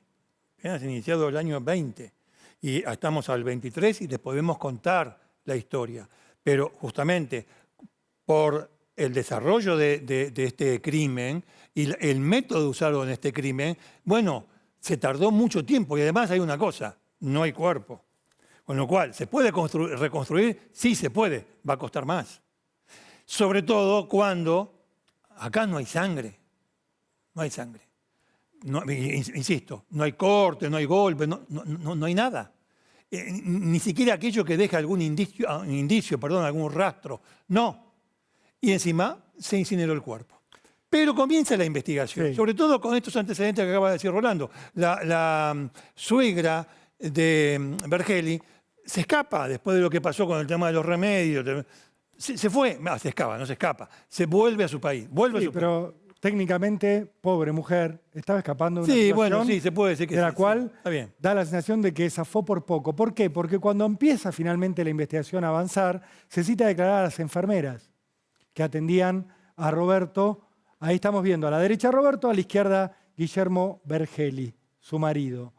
Las enfermeras son citadas a declarar y dicen, yo noté un par de veces que el suero que tenía Roberto en el sanatorio, en esta sala número 100 del sanatorio Anchorena, no era el mismo que yo había puesto. O sea, yo iba, ponía un suero, lo firmaba, le ponía el número de Claro, orden para saber cuál era, Como se debe hacer. y cuando volvía al rato me encontraba con que no era la misma bolsa de suero, No. o que estaba escrita por otra persona.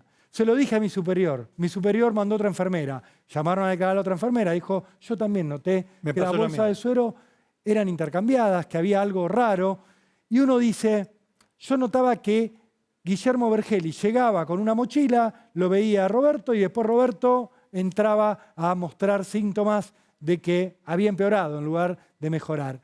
Y así, Richard, es como, avanzando en los interrogatorios al personal médico, a los enfermeros, deciden los investigadores judiciales revisar las filmaciones de las cámaras de seguridad Sí. de la sala 100 de terapia intensiva del sanatorio Anchorena. Lo podemos ver, ¿eh? Vamos a verlo porque tenemos algunas de estas grabaciones Mirá. en las cuales se ve cómo Guillermo Vergeli saca el suero. Cambia. En la cama está Roberto, su marido, lo saca y luego Colocado. lo va a volver a poner. Ahí está, Richard, más de Sí. cerca. Sí. Cambia el suero por otro que había llevado en su mochila. Ujú. Esta situación que estamos viendo en pantalla se repitió al menos 13 veces 13 a lo largo veces. de ese mes en el cual Ese Roberto Guzmán Jaque estuvo internado. De ese verano, ¿no? Claro. Todo el verano, sí, del 16 de diciembre al 12 de enero. Claro. Vergeli 13 veces entró, cambió la bolsa de suero o bien inyectó algo en la vía. También hay filmaciones donde se lo ve metiendo algo. Vieron que las vías tienen una toma para meterle medicación, inyectar medicación en la vía que va al paciente. Bueno, lo vieron a Guillermo en las filmaciones inyectando algo. ¿Qué creen hoy los investigadores que ocurrió? Creen que Vergeli, cuando todavía estaban en la casa que compartían, le fue dando alcoholes pesados a Roberto. Alcohol metílico, etilenglicol, ¿sí? El mismo que hemos hablado en otros casos. Metanol. Sí, el que se ha usado para envenenar a otras personas, en otros casos que hemos contado acá en Cámara del Crimen. Lo que determinaron los investigadores es que le fue dando estos alcoholes pesados hasta que se descompuso y tuvo que ser internado. Y mientras estaba internado, le siguió dando Claro. metanol hasta que lo envenenó y lo mató. Hay análisis de orina que se le hicieron en su momento a Roberto, donde se encuentra la presencia del alcohol. Obviamente los restos del alcohol que él había Sí. sacado. Con todo esto, Guillermo Vergeli fue detenido, Richard, Ujú. y acaba de ser procesado esta semana por el homicidio agravado de su marido, de Roberto Guzmán Jaque. Entre otras cosas, agravado por el vínculo, agravado por la alevosía Claro. y agravado por codicia. Que obviamente porque su intención es una codicia positiva en este caso. No existe ningún manual esto, pero para que se entienda, en lugar de mejorar la situación económica sacándose de encima una deuda, como en el caso anterior, acá es obteniendo bienes económicos. Estamos en comunicación con Claudio, que es el hermano de Roberto Alonso Guzmán Jaque, a quien le agradecemos mucho esta comunicación. Lo saludamos desde Buenos Aires, Rolando Barbano, Ricardo Canaletti. ¿Cómo está usted? Rolando y Ricardo, ¿cómo están? Bien, muy bien. Le quería preguntar, sabemos, o existe, mejor dicho, la sospecha de que el autor, el presunto autor de la muerte de su hermano, hizo algunos intentos por quedarse con la casa que ustedes tienen allí en Chile, en Santiago de Chile, si no estoy equivocado. Sí, tenemos sí. entendido que trató de iniciar, hizo trámites en el fondo para poder validar el matrimonio de Argentina acá en Chile, pero acá en Chile en esa época, estamos hablando años 2020, aún no estaba autorizada la unión civil entre hombres, por lo tanto no le fue permitido el trámite. Pero lo intentó, Claudio. Pero lo intentó. Lo intentó, claro. Y eso es lo Lo intentó, sí, importante. no, bueno, y Y más allá de eso, o sea, el mismo día que falleció mi hermano, ya él en la tarde le estaba hablando a mi madre de qué bienes tenía Roberto y que él se iba a hacer cargo de todos los bienes. O sea, qué persona en todo su sentido, el día que fallece tu marido, te pones a conversar de bienes, de cosas materiales, en vez de estar congojado y Claro. realmente preocupado por la situación. Por supuesto. Claudio, según entiendo y he leído tu declaración en la causa, vos fuiste el primer integrante de tu familia, obviamente sacando a tu mamá, en viajar a Buenos Aires. Vos estuviste Sí. aquí en las horas inmediatamente posteriores a la muerte de tu hermano en el sanatorio Anchorena. ¿Con qué cuadro te encontraste vos cuando llegaste acá? No, cuando llegué, en el fondo ya, bueno, ya había fallecido en la madrugada mi hermano. Yo logré embarcarme en un LATAM, llegué casi a las 2 a Buenos Aires, 2 de la tarde, y bueno, me encuentro con la situación que él ya tenía prácticamente todo definido, que lo iban a cremar al día siguiente, lo velaron un par de horas, donde no alcanzó a llegar ninguna amistad de Chile, siendo que acá tenía muchos amigos, y más familiares tampoco, ni siquiera mi hijo mayor tiene 26 años, mi hermano prácticamente lo crió a mi hijo, porque yo tenía 19 años, entendible. Yo andaba en zafarrancho y en otro estilo de vida, y mi hermano, sin embargo, asumió ese papel, lo crió prácticamente, y él no alcanzó a tomar un vuelo porque, en definitiva, este personaje apuró todos los trámites, cosas a incinerar y quedar sin evidencia eh, el cuerpo, en el fondo. Claro, te quería preguntar acerca de tu mamá. Tu mamá, no sé si será así, pero creo que sospechaba, no digo se dio cuenta, pero Mi sospechaba que mamá algo, sospechó. algo malo ocurría con la pareja de tu hermano. Sí, mi mamá siempre sospechó, decía que le daba unas vitaminas y le da medicamentos que le decía que era para su bienestar. Eh, Mi mamá falleció el 2022 en enero también coincidentemente, y ella se fue, de verdad, se fue pensando en que a su hijo lo habían asesinado. Eh, Lo tenía súper claro ella. Las mamás tienen una intuición, Sí, un claro. sexto sentido que nadie más tiene, y ella lo tenía súper claro. Eh, y a mí, bueno, a mí me entró la sospecha de eso, del tema que el mismo día que falleció Roberto, empezar a hablar de cosas materiales y después apurar a tanto la cremación. Esa fue mi única sospecha. Sí, Ya sí. en marzo, cuando allanaron el hogar, donde mi mamá todavía vivía con él, imagínense, mi mamá viviendo con él, porque yo no me la podía traer, estaban todas las fronteras cerradas de Chile y Argentina por Claro, plena pandemia. la La cuarentena. plena Por lo pandemia. tanto, claro, tuvo prácticamente 2 meses viviendo con él y tuve que hacer una gestión a través del consulado para poder embarcarlo en un charter y traérmela a Chile a vivir conmigo. Pero ella estaba convencida, o sea, ella hasta su último día estaba convencida que a su hijo lo habían matado.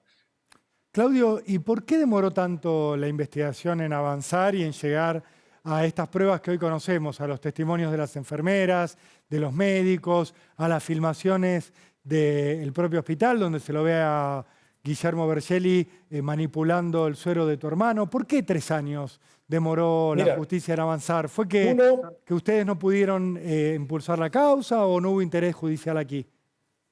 no, la verdad es que fue más que nada porque, bueno, estábamos en plena pandemia, por lo tanto estaban todas las causas retenidas, no había presencia física en los tribunales.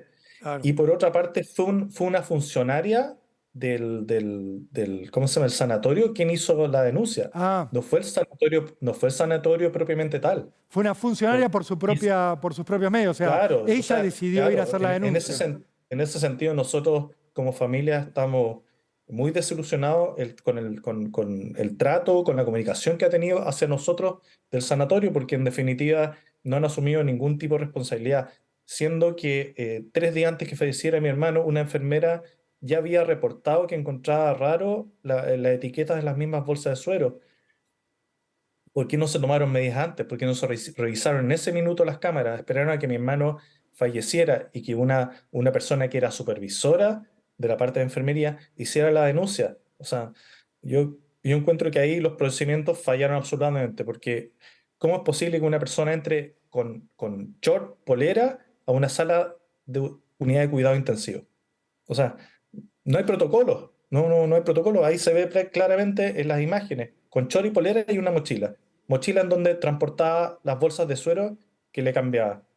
¿Te das cuenta? Entonces, y lamentablemente no hemos tenido ninguna comunicación por parte de la clínica, por lo tanto hemos decidido como familia demandar a la clínica, tal cual, porque en el fondo no es posible que un sanatorio de la envergadura que es Anchorena pasen cosas así. Y ni siquiera por un tema económico o para lograr algo económico, sino que simplemente para que a nadie más le pase algo así en el sanatorio.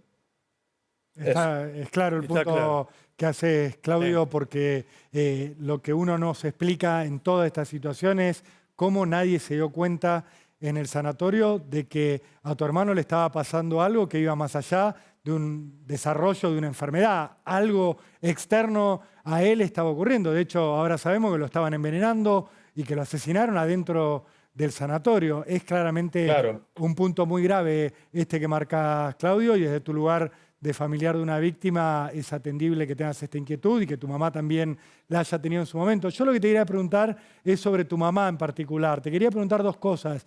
La primera tiene que ver con que si ella se llegó a sentir en riesgo vital, o sea, si ella llegó a sentir que Ella su sí. vida corría peligro, y también que nos cuentes por qué se murió tu mamá y cómo se murió. Mi mamá, en las oportunidades que hablamos y que yo todavía no me la podía traer a Chile, me decía que ella se consideraba que estaba en riesgo. Absolutamente. No, no se sentía cómoda viviendo con Germán. Mi mamá falleció, imagínate, mi mamá falleció prácticamente de pena, porque mi mamá tenía enfermedades base como lupus, púrpura, tenía pancreatitis, todo bien cuidado, todo bien tratado. Sin embargo, después que falleció mi hermano, su ánimo y su parte psicológica decayó de una forma, pero brutal. Yo traté como familia, con mi señora y mis dos hijos, la acogimos acá, vivió con nosotros y tratamos de darle la mejor vida posible, pero ella ya estaba muerta en vida. Esa es la verdad. Estaba muy triste. Ella vivía con mi hermano desde el 2001, cuando falleció mi padre. Desde el 2001, imagínense, viviendo juntos. O sea, prácticamente, si bien es cierto, era su hijo, pero prácticamente era como la pareja en el sentido que andaban para todos lados juntos, Su compañero, comían, claro. desayunaban Claro. juntos. ¿Te das cuenta?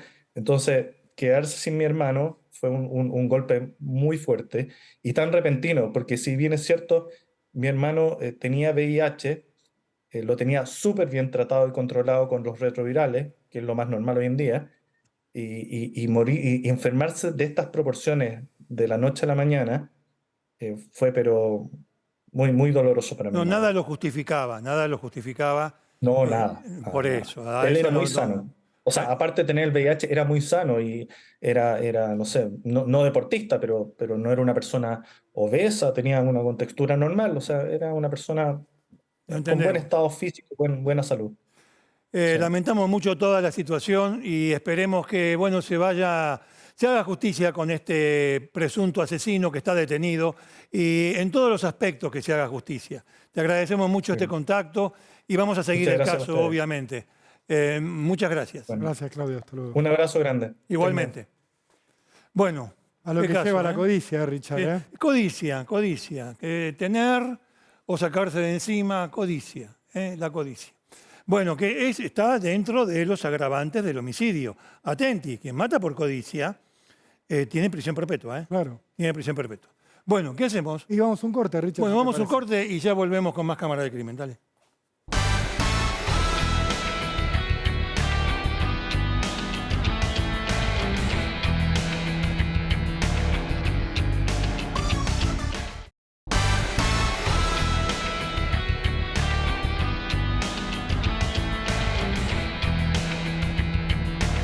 Bueno, continuamos en Cámara de Crimen. Te voy a hacer una pregunta. Les voy a hacer una pregunta. No hable Dale. tan rápido, Canaletti, no se entiende nada. Te voy a hacer una pregunta. Sí. ¿Deber de médico o deber de padre? Qué disyuntiva, ¿eh? Una persona es médico y a la vez es padre. Obvio, tiene familia, tiene... Bueno, hay situaciones en las que la disyuntiva se presenta. ¿Qué va primero? ¿Deber de médico o deber de padre? Frente a una situación, a una condición que es extrema. Escúcheme una cosa, ¿usted habla con acertijos? No, Por eso ahora vamos a contar una historia en el desarmadero. Y claro.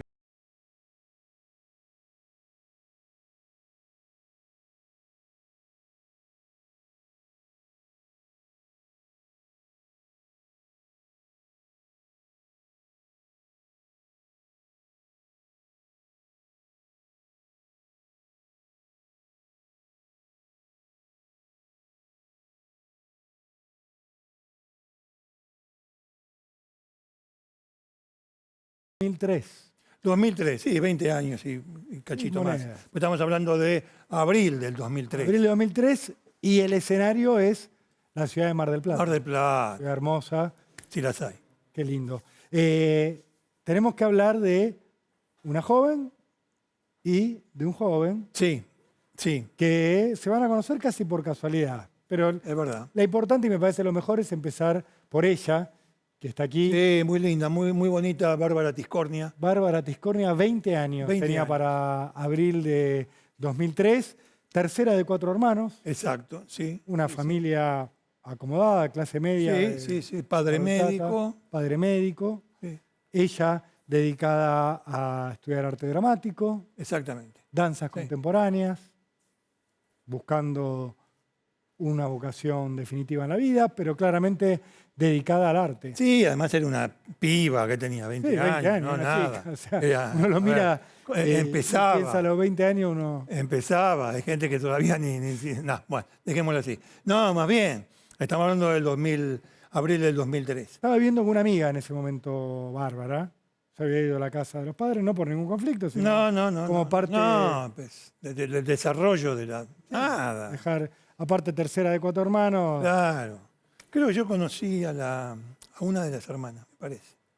Bueno, una familia que, por supuesto, estaba muy encima de Bárbara, que la cuidaba mucho, que la acompañaba en todo lo que hacía.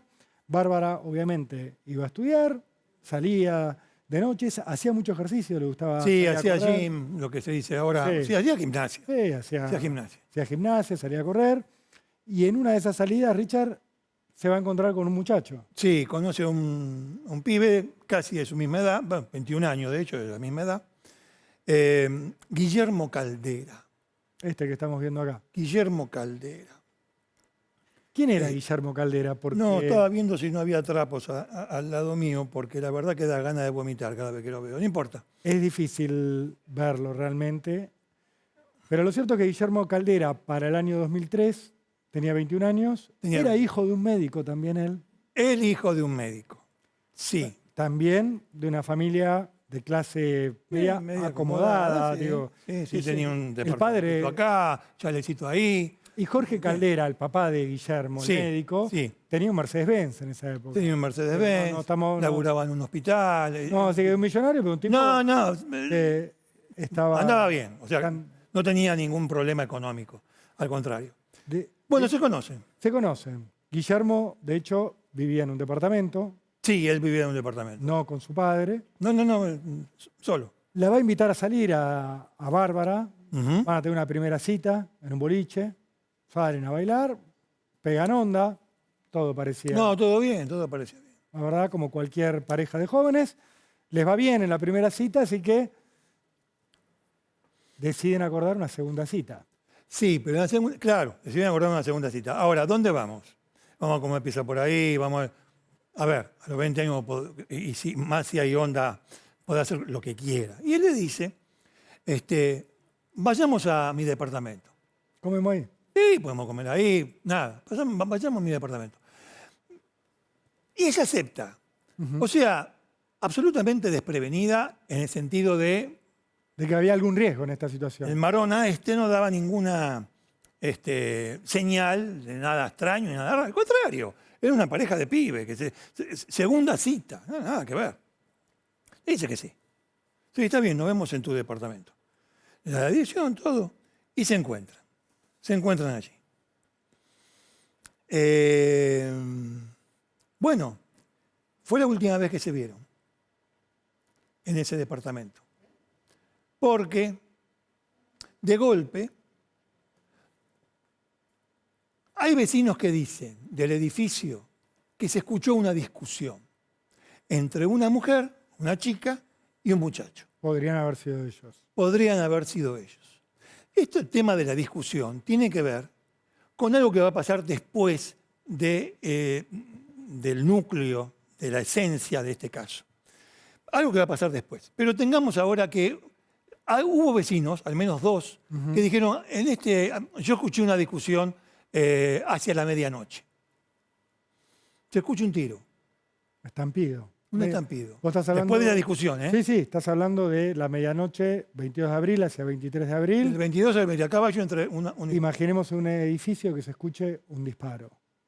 Sí. Porque los gritos los podemos discutir. pero No, el disparo no. se escucha una detonación. No, el disparo no. El disparo resultaría ser de una 45. Ajá, una De pistola grande. De una pistola grande, sí. Que estaba en un cajón del salón, del living, del departamento de este pibe.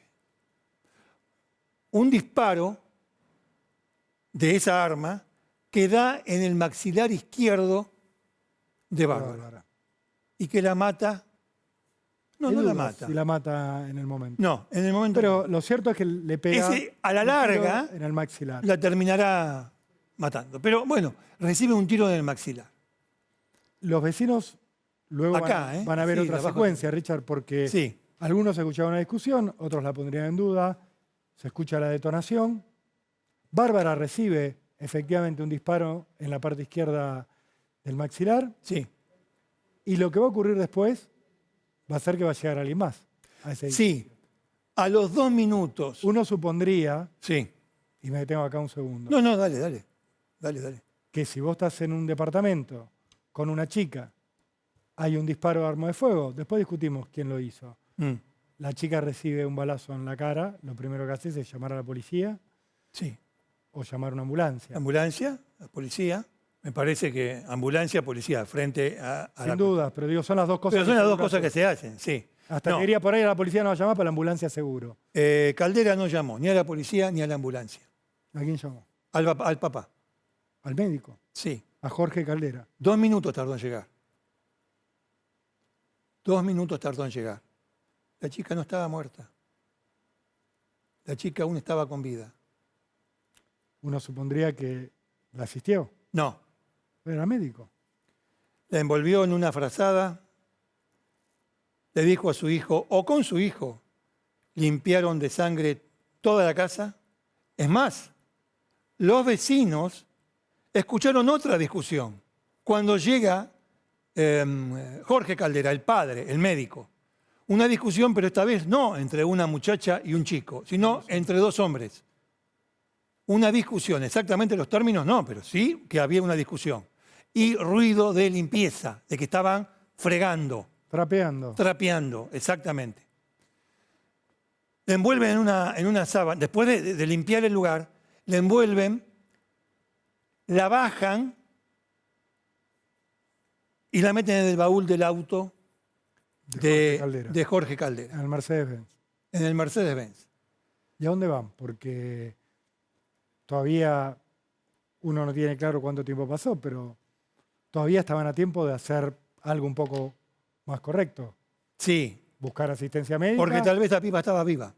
o avisar a la policía. No, fueron hasta Parque Camel, hasta un acantilado. La zona de los acantilados. Sí, la zona del Plata. acantilado es muy linda. Claro.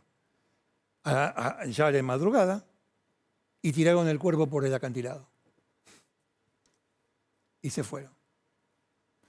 Después habrá toda una larga discusión acerca del tiempo de sobrevida de esta muchacha. Ya vamos a ver el tema de quién disparó. Pero lo primero, Richard, es que Mar del Plata va a amanecer con Noticia. el cuerpo de una mujer En la al pie playa. de un acantilado, en Sí, la playa, en la playa, sí, sí. envuelto de una frazada. Exactamente. Exactamente. Ahí empieza una investigación penal que buscaba determinar, por supuesto, cómo se había producido el disparo que había terminado Porque- provocando la muerte de Claro. Bárbara, Claro. quién había efectuado el disparo, dónde y quiénes habían participado del traslado del cuerpo hacia el acantilado. Tenemos al fiscal hablando de ese día, el día del hallazgo del cuerpo, en el lugar, Richard, contando un poco lo que se sabía hasta ese momento. Dale. Acaba Recién de aparecer apareció. el cuerpo. Ahí está. Dale. Vamos a verlo.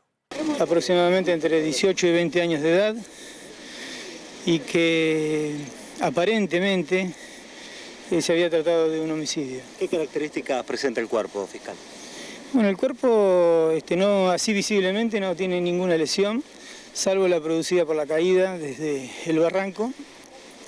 Una gran cantidad de sangre en la parte superior y el cuerpo estaba envuelto en la parte inferior con bolsa de polietileno y en la parte superior también tenía una bolsa de polietileno y una manta. ¿Se piensa, fiscal, que la arrojaron desde la barranca?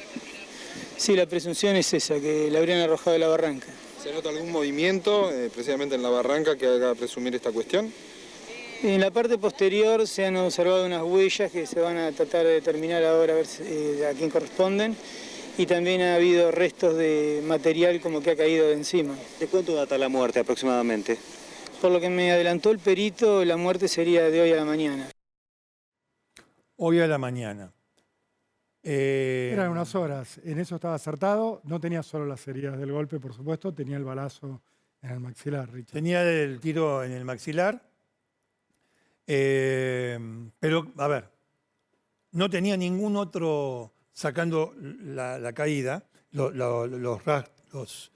lesiones por la caída, que pudieron haber sido, o de hecho eran post-mortem. A lo que voy es, para algunos eran post-mortem, ojo. Pero bueno, tenía esas lesiones. Pero había una cosa que llamaba la atención.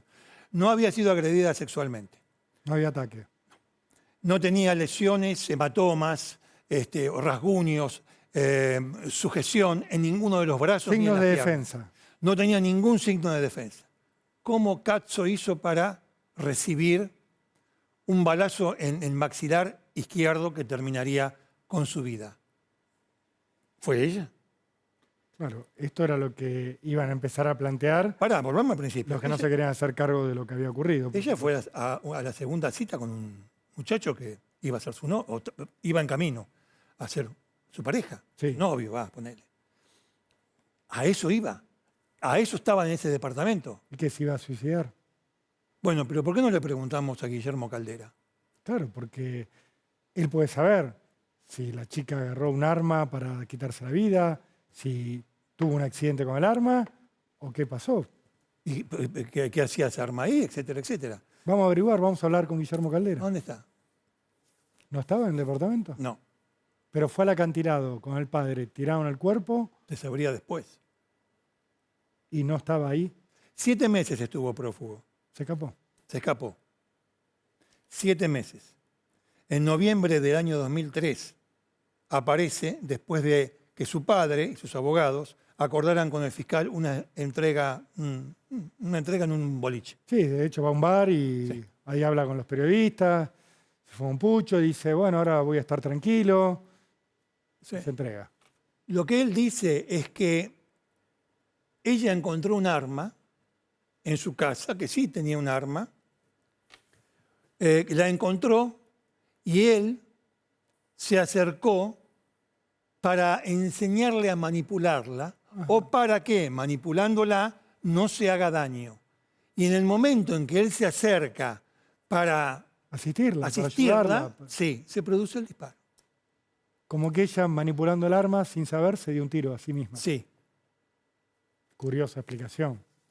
sí, no se la creyó nadie. Y porque la lógica indica que él había tomado el arma y le había disparado. No se la creyó nadie y los padres, de hecho, la querella en representación de la memoria de Bárbara Tiscornia y de los padres, de la familia, dicen que él la quiso violar y que, mejor dicho, le propuso, no hubo forcejeo, le propuso 1 y 1000 veces y ella no tenía ninguna intención. Claro, Es más, se quería ir de la casa, él fue a agarrar un arma y le pegó un tiro acá.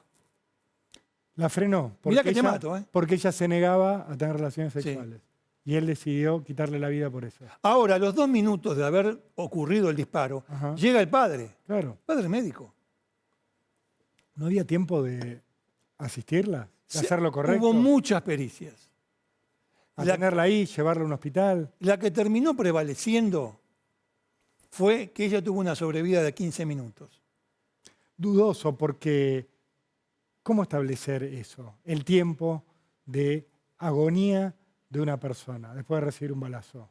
¿Por qué 15 minutos y no una hora? Pudo haber sido más. De hecho, la mamá de Bárbara Tiscornia está convencida que su hija murió en el acantilado. Y no en el departamento. Y no en el O sea que la departamento. sobrevida fue muchísimo Mucho más, mayor. mucho más, mucho más. Caldera va a ir preso después de entregarse, después de 7 Sí, meses prófugo. sí. Va a decir que sufre adicciones para no estar en prisión, para estar en un centro de rehabilitación. Sí, hizo durante lo un tiempo. imposible por salir, sí. Todo. Del centro de rehabilitación se escapó, lo volvieron a recapturar. Ese es Guillermo Caldera, que va a ser sometido a juicio en 2005, Sí, dos años años después. dos años después del crimen, y va a ser condenado. Todos pensarán, lo condenaron a perpetua. No. No. No estaba la figura de femicidio en el Código Penal. No estaba la todavía. figura de femicidio en el Código Penal. 2005 le dieron 13 años de prisión. 13 años. 13 años de prisión. Pero mucha prisión. 8 a 25 tiene. Sí. Y si es homicidio agravado por uso de arma, 10 a 25. Bueno. ¿Por qué 13? Un poco más de... Andá a decirle a los jueces. Un poco más del mínimo. Mató a una mujer en su casa, porque sí. Sí. Porque se le ocurrió a él, que tenía que tener sexo con él esa noche. La mató. 13 años. Sí, porque, ojo, las pericias dieron que ese disparo no fue autoinfligido, ni tampoco fue accidental. No, Ahora, nada, Richard, fue un tiro. yo estaba repasando un poco lo que pasó después, porque en ese juicio se planteó claramente la duda sobre el rol de Jorge Tiscornia, el padre. Sí, claro. O sea, escuchame una cosa, si llegaste ahí, además quedó establecido que fueron 2 minutos después de producido el La disparo. llegada. 2, 3. Bueno, está Sí, bien. aún con la sobrevida de 15 minutos, él llegó con ella viva todavía. Sos médico, hermano. Sí, pero está tu hijo ahí. Bueno, no sé. Discútanlo. Discútanlo. No sé. ¿Cuál era Médico su- y padre. ¿Tratar de salvarle la vida a una mujer o tratar de salvar a su hijo de la mano de la ley? Vos podés tratar de salvar a tu hijo, pero no ir a tirar el cuerpo de un acantilado. Es, lo Es que- decir, eso te está mostrando que vos adentro tenés otra cosa. Sí, sí. Tenés otra cosa, no sé. Ahora, a él le van a abrir una causa por abandono de persona seguido de muerte, una causa que se desprende del juicio. Caldera va a ir preso con esta condena de 13 años, pero él va a apelar, Caldera, la condena. Guillermo Caldera. Va a apelar y las Va a ir a cosas se van a casación. modificar, pero quiero decir una cosa. Volvamos al tema del intríngulis, que es deber de médico o deber de padre. No, porque lo que te quería decir es, hay un recorrido que va a hacer Guillermo Caldera Sí. y hay otro recorrido judicial que va a tener Jorge, su padre. En base a esto, ahora, habíamos dicho al inicio de este relato, de este raconto, que el papá de Bárbara era médico. Sí. Yo lo vi al papá de Bárbara y se lo pregunté. Vamos a poner que sea al revés, que usted se encontraría en esa situación de uno de sus hijos haciendo una terrible cagada, Sí, un delito. y usted es médico Crimen. y se aparece ahí, deber de médico, deber de padre. Vamos a escuchar qué nos dijo el papá de Bárbara Tiscornia, la víctima, frente a una hipótesis donde él estuviese allí como médico y como padre. Vamos a ver. ¿Deber de padre o deber de médico? Frente a un accidente, porque vamos a la Los posición dos de juntos. ellos, ¿no? Los dos juntos. Deber de padre y de médico. Es decir, hubo un accidente, los dos juntos. Yo no te voy a proteger si fue un accidente. Voy a tratar de llamar a una ambulancia, de que mi hija hubiera sido trasladada a un hospital, a un lugar, y si hubiera muerto quizás igual a la hora, a las 2 horas, a los 20 minutos, lo que sea, pero digamos, el deber que tendría que haber cumplido debería haber sido ese, no abandonar a la persona. No solamente la abandonó, sino que la fue a tirar por ahí. Bueno, se abren las cuestiones. Ahora una Sigamos cuestión, por eso, yo quería correr a Guillermo porque Sí, está Guillermo va a ser condenado a 13 años de cárcel, Sí, va a ir un tiempo a prisión, sí, va a apelar la condena, sí, la causa va a llegar a casación sí. y en casación van a decir, sí, le confirmamos la condena, pero no a 13 años. Uno diría 25. Se la llevan al máximo. No, la bajan 3. 10 años de prisión. Vos sabés que Casación de la Provincia de Buenos Aires es un tribunal con jueces buenos, no con buenos jueces. Ujú. A ver, la Casación de la Provincia de Buenos Aires acordate de los asesinos del hijo de Píparo y de la agresión a Píparo, acordate de los asesinos de Cabezas, acordate de un montón de casos en los cuales llegás a casación y si tenés 5, te quedan 3 o 2. Si tenés 25, te quedan 17.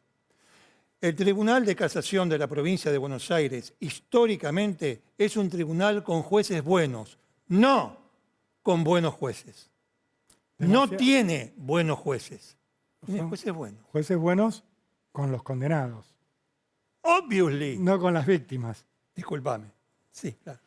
Casación le baja la pena a Guillermo 10 años le da. Caldera, lo baja a 10. Y Caldera dice, bueno, pero yo ya llevo 6 años en prisión. Sin la famosa... No está condena firme. Porque recién casación agarrá los brolis de derecho procesal penal y vas a ver condena, sentencia definitiva, que no es lo mismo que sentencia firme, y la sentencia, entonces, ¿para qué miércoles están los tribunales? ¿Y para qué está la...? Bueno, no está firme. No está firme en nuestra Constitución, lo diga. ¿Dónde carajo lo dice? Bueno, no está firme.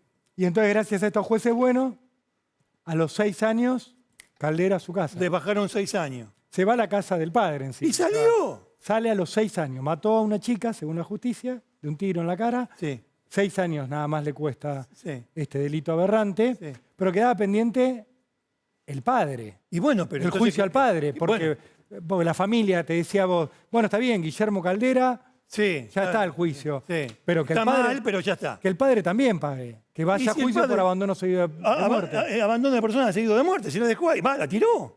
La tiró. Y la podría haber salvado. Yo también hablé con el abogado de Caldera padre y decía, no, pero la pericia que vale es esta, que dice que no tuvo nada de sobrevida. Ya estaban discutiendo minutos. Y estaban discutiendo minutos. Bueno, muy bien. Va a juicio en 2015, Jorge Caldera. ¿Sabe quién le tocó en el Tribunal Oral Criminal 1? No me hagas esto. ¿Sabés quién le tocó en el Tribunal Oral Penal 1? ¿Otro juez bueno? Un juez que años después tuvo que intervenir en un femicidio y dijo que no era un femicidio y terminó absolviendo a los acusados de matar a Lucía Pérez porque para él no había femicidio, no había violación y porque la chica como que se la buscó, ¿viste? Sí, era muy viva corta. para 16 años, demasiado viva. Bueno. Absolvió a los acusados. El mismo juez que iba a hacer eso. En el año 2015, Facundo Gómez Urso absolvió al padre de Caldera porque dijo, no, si sobrevivió un breve lapso, no tenía nada que hacer. Lo absolvió. Dijo, es una actitud deleznable la de Caldera, pero no lo puedo condenar. Y lo absolvió. Lo absolvió. Y así es como que nos encontramos con los dos Caldera en libertad. Sí. Guillermo y su padre. Y no hablemos más de Caldera. No. Contame la última. Tenemos que seguir hablando de Caldera. Contame la novedad. Antes de hablarlo a Miguelito. Te voy a contar 2 novedades. Contame la cortas. novedad. En abril de 2016 reaparecen los dos Caldera. ¿Cómo? Guillermo Caldera manejando una moto por la avenida Colón, choca contra 2 autos, se fractura una pierna y se agarra a piña para que no lo lleven al hospital. Para que no le abran una causa. ¿Sabe quién va a salvarlo? Sí. ¿Quién va a salvarlo? El papá. El papá. Jorge Caldera. Esto se publicó en los medios locales. Sí, claro. Volvieron a desaparecer de la luz de la opinión pública hasta esta semana. ¿Esta semana? Esta semana. ¿Qué porque pasó? ¿qué ocurrió, Richard? Un hombre presentó una denuncia ante la justicia y dijo, a mi hermano, Jorge Caldera, su hijo, Guillermo. O sea, mi sobrino, y la esposa de mi hijo, sí, lo tienen de rehén adentro de su propia casa y lo están tratando de internar en un neuropsiquiátrico para quedarse ellos con la vivienda. O sea que el hijo que le debe todo a su padre termina ahora, después de tantos años, diciendo que el padre está loco y que se vaya a un neuropsiquiátrico y él se queda con la casa. Sí, el padre Jorge Caldera, que hoy tiene 73 años, tuvo que ir su hermano, también un hombre mayor, a denunciar a Guillermo Caldera ante la justicia, es decir, lo están tratando de hacer pasar por loco a Jorge Caldera para quedarse con su casa, para apropiársela. Sí, me harán un juicio si yo digo que es una familia de mierda. Allanaron la casa a la policía para sacar a Guillermo Caldera, a su esposa, a los 4 hijos que estaban todos viviendo ahí adentro y encuentran granadas. Granadas. 2 granadas. Encuentran armas. Jorge Caldera Siempre le gustó las armas. termina en el hospital, internado, deshidratado. El médico que El médico. tiró el cuerpo, Porque sí, que fue absuelto. Que no- Su no- no hijo es no le culpable estaba de nada. prestando los cuidados necesarios. Aparentemente, según parece. Sí. ¿Y qué pasó? La justicia lo sacó a Guillermo Caldera y a su familia de la casa de Jorge. Jorge internado, y ahí hay una disputa por la propiedad y quién tiene razón. Si Jorge Caldera realmente tiene que estar internado porque no está en uso de sus facultades, o si lo están provocando Guillermo Caldera y sus hijos esta situación para quedarse con su propiedad. Eso ahora, esta semana, con la familia de Bárbara Tiscornia todavía llorándola y reclamando justicia, los Caldera ahora han empezado a enfrentarse entre ellos. Entre ellos. Los Caldera, qué familia de mierda. Vamos ya a ver Vamos a ver qué hizo Mike. a Miguel. Vamos a ver qué hizo, cómo la vio Acá Miguelito. Mira, hice lo que supuestamente el padre y el hijo hicieron. A ver, A ver. Tirar por el No, ellos lo cuerpo. hicieron. qué impactante este dibujo, Miguel, que has hecho. Es tremendo, ¿eh? Siempre nos mostrás lo que no podemos ver. Es tremendo. Un padre y un hijo cargando lo que sabemos es el cuerpo de una chica de 20 años. Le has hecho hasta la sangre en la sábana que la envolvía, el acantilado. Sí, señor. Una escena espeluznante, Miguel, como solo Muy- vos muy bueno. la podés. Sí, muy bueno la representación, el hecho. Sí, no- sí, no. No, obvio. Siempre hablamos cuando decimos que está bueno, es la obra de Miguel. Claro. Si quieren ver más de lo que hace Miguel, Miguel Paraíso Arte es su Instagram. Ahí está Exactamente. todo. Sí. Buenísimo, Miguelito. Muchísimas gracias. Gracias. Sí, gracias. estamos viendo el dibujo de Miguel y mientras estamos viendo la casa de los Caldera de Ah, fondo. sí, sí, sí. Detrás nuestro. Ahí está. Ahí está. Estamos a pleno. Esa es la casa, son imágenes que hizo Analía Elefante esta semana ahí en Mar del Mandamos Plata. Un saludo a Analia Elefante. Siempre que ha trabajando de manera excelente. Por esa casa, los Caldera se estaban peleando ahora, esta semana. En este momento está vacía la casa porque, claro, a Guillermo Caldera lo echó un juez y a Jorge Caldera lo tuvieron que internar. En un psiquiátrico. Bueno, amigos, corte. Dale.